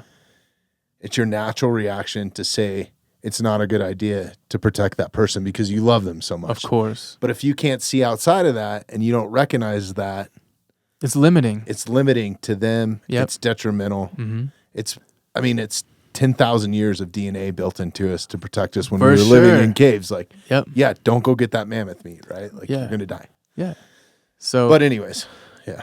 So I went to Montana. I went to this retreat with like, Big Fish, the Mosaic Foundation, and Heroes and Horses. They had this little thing. They were doing this pilot program. It was super sick. So they had veterans from all over the Heroes and country. Horses is a great It's organization. sick, bro. huh? Yeah, their place is phenomenal. The dude that runs it, Micah, incredible brother, dude. Yeah. Like ex-SEAL, like savage dude, like healer, like gone down the path, went through the darkness to get to the light thing. Like I really look up to that brother. Really good dude. That's awesome. So they had Shout this, out. yeah, for sure. They had this event at the Heroes and Horses Ranch that we all went to, and like there was a sweat lodge, there was a hike, there was coal plunging and all these other things, and like just working on interpersonal skills, like how to get through things, breath work, all these things, and it was really cool. It was a really cool bonding experience. It was tough though, like no one there. It was not easy for anybody there, and we had the sweat lodge. And I was worried, bro. I was like, all right, whatever. We're going and doing this, you know? This might be the day, huh? Yeah. And I was ready to die, dude. Like, straight up. Like, if I'm either going to die in here, I'm going to walk out of here a healed man. So it was a Inipi, you know what I mean? Like, native indigenous Inipi. I want to say it's like Lakotas. It was a tribe. Every tribe has their different sweat lodges, and this was called an Inipi. So... Is there a shaman there? Yeah, bro. And everything? Yeah. Wow. Indigenous. Are you taking anything to get into a state? Not just sober. Psychedelics? This one was just sober. Yeah. Okay, cool. So went through the process, burned myself alive. You know, like we all were burning. We all were suffering in that thing. And I just remember like Alan Watts, like climbed down to the deepest parts of the furnace so no other pains So will like harass way worse you. than a sauna session, like a long sauna session. Bro, it's not even close. You're Really? literally burning. Your leg hair, my leg hair was burning off. Like you're inhaling this stuff, and it feels like you're burning the back of your brain. Like it was so hot in there. It was so intense. But yeah, I made it through that. And like, How long were you in there for? Man, I don't know, like an hour. 3 days? Maybe? No, it felt like it. Holy shit! But you were in there for a minute, dude, and like we made it out, and that was like a really intense situation. But that whole trip, like that's where I got my power back because I proved myself I can go do all this stuff. So I can go hike up a 13-mile hike. I can go hike up the mountain. So you're just out there pushing the limits and seeing what I could do. And now I realize like I can still do all the things I thought I could do. And those limits that were kept being put on me by doctors, by partners, or family members, like. Fuck that. That's gone. I shattered all of that, broke right through that ceiling that I built for myself, shattered right through it, and then that's been game over ever since, bro. So, like, that's where I got my power back. I want to touch on diet a little bit because I know what diet does to me cognitively. If you're conscious of it and if you've cut certain things out of your diet or you fasted at all. Like, I specifically, not today, But generally, before I do a podcast, I like to do them fasted because I know that I'm more cognitively sharp, can form better sentences. Yep. Like I'm just more on my game. Mm-hmm. And I think it's okay to be hungry, man. Like I've also taken this approach with archery because it's a very spiritual thing to me. It's probably the most spiritual, closest that I get to God is when or nature is when I'm bow hunting. Yeah. And I take it to the extreme in my own right by pushing the limits, going further, going harder, but being smart about it also. Like, of course, it's all about the meat, honoring the animal, the hunt, that sort of thing, right? So not knowing what your boundary is, being successful, and being successful at getting that meat out so it doesn't spoil, right? Yeah. But also I've tried to push the limits in that, which probably is not the fucking safest thing, but like go into the backcountry for 3 days with nothing but like maybe a little bit of biltong or something like that. And like either you find a grouse or you find a trout. When we going? Yeah, let's go, dude. Let's go. Do you shoot a bow at all? I have one. You do? I just got one. It was donated to me from another nonprofit. Is it a compound? Fortitude Outdoors, yeah. It's a compound. Is it set up for you and everything? You got arrows? I dry fired it on accident. Oh, fuck. I know. I gotta fix that. Yeah. Once it's good, I'm ready to go, dude. Okay. I know. I can help you out. Let's go. Yeah. More importantly, to me, my therapy, my meditation is shooting my bow daily. Yeah. Dude, is so fucking good for you. For me. Just because I'm not one to sit and meditate. I can't fucking do it. I get in my own head. I start thinking about negative shit or shit that I got to do. And I know that that's not the purpose. I've tried, dude. 60 minutes, fucking an hour and a half. Like, I've given it a whirl. Yeah. Like, I just do better if I'm on the jiu-jitsu mat, if I'm trying to not be strangled, if I'm on a dirt bike or on a bike. That's very same sort of thing. Like, if you're not paying attention, you die, dude. Like, if you're not looking 4 cars ahead of you and know what's going on behind you, you could die, right? But archery is the one thing that just kind of, like, I have a mantra. I get pretty spiritual with it. But for me, I don't think about anything else when I'm going through that shot sequence. It's gratifying. Yeah. It's not like super strenuous. Fully present. Yeah. Fully present in the moment. And my favorite thing to do, even outside of hunting, I honestly don't even really like hunting. I love being in nature. I love the substance or providing my own substance and having clean food. I think is really important to me. Yeah. But I don't like killing shit. Yeah. I just don't. It's tough, bro. Especially animals. It's easy to hate a human. Yeah. It's easy to hate and hurt a human. But an Yeah. animal that's innocent, No. it can be kind of tough. Yeah. You know? Yeah. But I think it would be awesome, man. I'd love to go. I'd love to go with you. I'd love to take you. I'd love to We'll teach go. you what I know. We'll go. I have access to this amazing spot not too far from here. It's just in Shawnee. Sick. It's a 3D archery course, and it is fucking the best in the nation. All right. And it's so much fun, man. It's not like just go to the archery range and stand on polished concrete. I can't do that anymore. Yeah. So it's fun, man. You're out, you're hiking, you're going through the course. It's like playing golf with your bow. All right then. And it sounds like a good time. Life-size elk and real hunting scenario, not real hunting scenarios, but real shot scenarios, I guess, in hunting. You know, because your heart rate's a little bit elevated. You're shooting up and downhill across creeks. Yeah. Shooting through gaps of trees. They're like, oh fuck, that's the target. Like sometimes you have to training look grounds. For it's fucking awesome, man. It's a really good spot. But I'd love to take you up there too. Down. That's a great spot. So yeah, let's get your bow set up and go. Diet. So I like going out backcountry fasted sometimes, right? Because to take it back to kind of that primitive or that primal state, hunter-gatherers were hunting because they were hungry. They probably weren't going out on full bellies, right? Like that was the celebration. So it kind of like puts me in that state a little bit more of like, I wonder if this is how it feels. And then to take it even to the next level, like I've gone on some of these bison butchers through CU Boulder. Cool. Where it's helping science, archaeology, and it helps the ranchers, and I get some bison meat out of it, but doing a bison using nothing but stone tools, pretty wild shit, dude. Yeah, like bro. it's very humbling, right? So so having those sort of experiences, like I kind of thrive and chase on that. And then like having Doc Payton here and breaking it down to the science. And I always feel so good coming off of those. Like it's like almost like a natural high, and it makes you appreciate home and all these different things and your loved ones and what's easy and how easy we have it. Yeah, right? dude. Yeah. That you get something out of that neurologically that's good for you. I really think that you do. Like having those sort of dopamine hits and putting your body through adversity and all those sort of different things. But Doc Pate was breaking it down. She's like, it's much more than that. You're getting these good bacteria off animal hides, off sinew.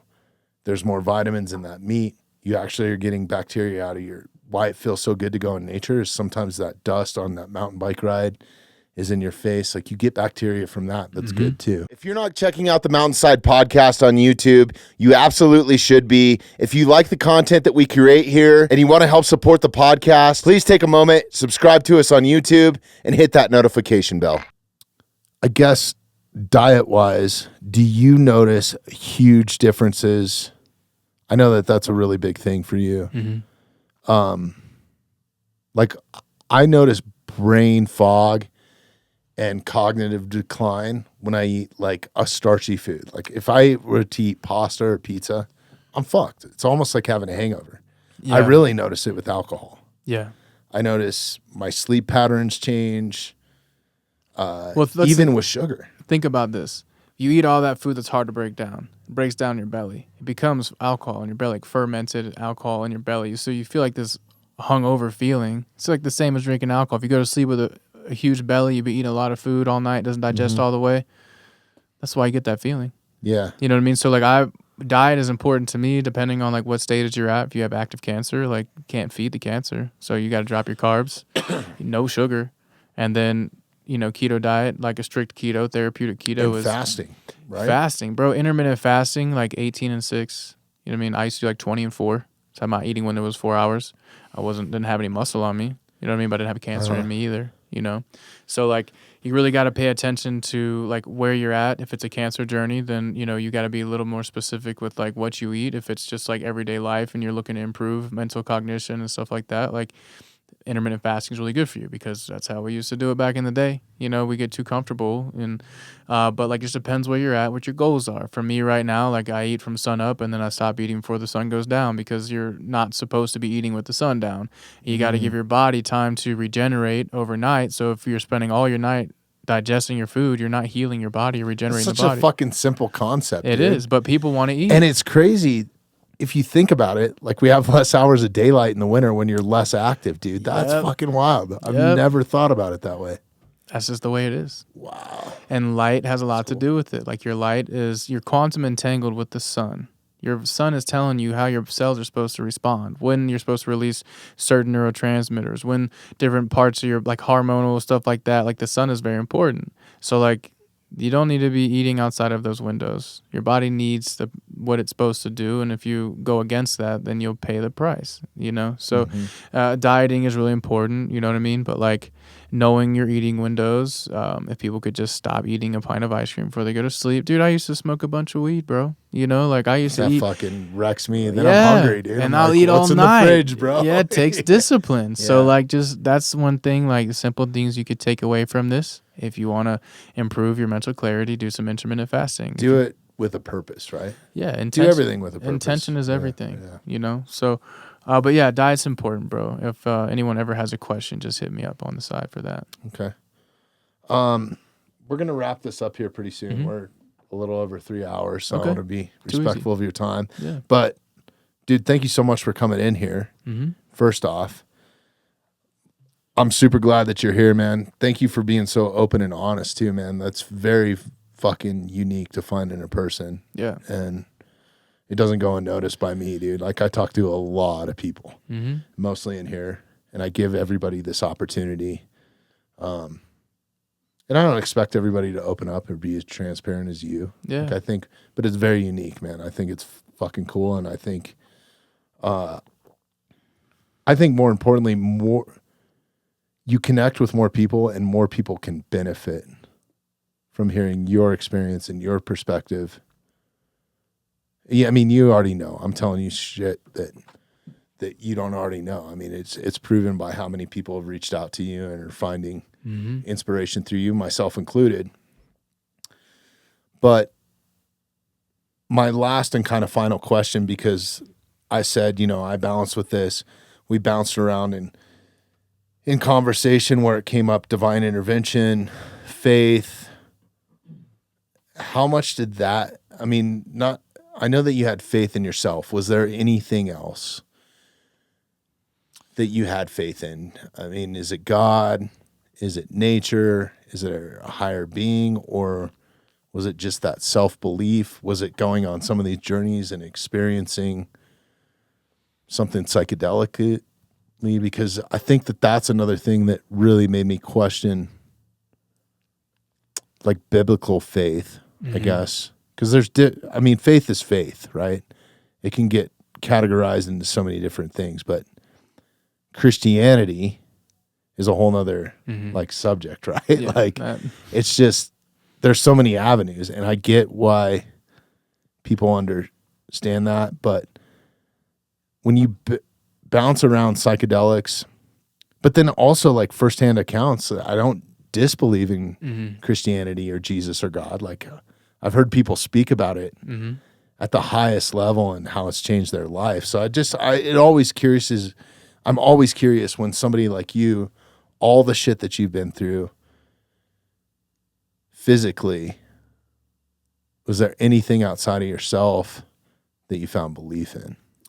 Yeah, dude. So when I had my first ego death on DMT in 2018, I died and didn't want to die. I had to let go of all attachments here. And then when I died, I went up and I experienced something that is unexplainable. There's something else out there. There's something beyond all of this. You know what I mean? I don't believe in a Christian God. I don't believe in a Hindu God. I don't believe in religious stuff. Everyone else's experience is different, what they have faith in, but I have intestinal fortitude. That's the will to keep pushing no matter what. So not everybody's born with that, and it comes with a lot of adversity, but I choose to keep going. Even when it got dark, even when all these things felt like they were caved in around me and I had nowhere to go and I didn't feel like I could breathe, the head's underwater and I'm choking, high tide's in and I'm drowning, there was always something in me that was like, keep going. So now at this point, I know there's something else out there without a shadow of a doubt. I don't believe in, heaven and hell is a place you can exist in within a split second in your own existence here right now. I don't have to die to go to heaven. I can be right here. Euphoric heaven right here. I can go to hell if I choose to dip down in that lower frequency, shame, guilt, fear, all that stuff. So I have faith in the idea that there is absolutely a higher power that controls all of this. I don't believe that God is someone to be feared. The God in the Bible that they talk about, that talks about God did this and he uses fear to judge. I don't believe in that stuff, bro, because I don't believe that that's how things are run here. There's a divine order for all the things that happen here, and you go dive deeper and deeper. And I've had multiple NDEs, bro. I've died multiple times and come back to life. So like I know what the beginning of the next life looks like, or past life, or multiple lives. So I have faith in the idea that there is definitely more out there, but like me getting through everything I've been through, that's what exists inside of me. You can call that God's creative power that exists in all of us, you know what I mean? But like, not everybody has that. Did you say it's your will to be here? Yeah, absolutely. Yeah, and to be present? Yeah. I have this overwhelming sense of I have shit to do here. I'm not done. There's more left for me to do. I don't know what that is, but I live in authenticity, so I get closer to my purpose every day. And that's just what it is, brother. That's fucking awesome, man. Yeah, I still struggle with it, man. Like I don't know what I think sometimes. I'm still trying to figure it out. Yeah. And that, what's cool about it is that's kind of the fucking exciting part, dude. Yeah. Right? It's like you're not supposed to figure everything out. Like some things should be left to question, I think, sometimes. And man, I really appreciate you coming in, Casey, and your journey, and like genuinely, bro, I'm glad that you're here, man. Like Me too. fucking there's so many times you could have not been, right? Yeah, still here, Yeah. bro. So to close it out, do you have any idea what the reason is that you haven't, or why you're still here? Does that question ever come up in your mind? Because I even have it with some of my own experiences. Like, how the fuck did I make it through that? Yeah, bro. I think like, through my vulnerability, like just putting it all out there. I don't care what you think about me or anybody, but I know that if my story can help somebody else inspire change in their life or help them heal, which is like why I've been through all this sickness and why I have had to go against all this adversity, just the healing aspect, but like truly being vulnerable and sharing my story, getting it out there for other people to see, like, dude, it's not that bad. You can get through it. You know what I mean? If it's healing you're looking for, we can work at it. We can figure it out. Anyone can figure this out. So like the fact that I've had the opportunity to go figure it out for myself just helps other people realize that they can do it themselves. And I had a glioblastoma diagnosis, which is like pretty fucking extreme. You know what I mean? It's very fucking extreme. So, but yeah, I'm just here to help, bro. I'm just here to help my brothers and sisters, bro. Like that's it. Like that's what I'm here for. Hands down. That's awesome, man. Yeah. I really appreciate you, man. Thanks for doing this. I had a great time with you. Me too, bro. And I can't wait to have you back, man. So yeah, next time I'm sure we're going to dive off into the spirit world and all kinds of crazy shit. There's a lot left, bro. But let's just have fun next time, man. I really enjoyed getting to know you today, and you're welcome back anytime, man. Cool. Thank you, brother. Thank you. All right.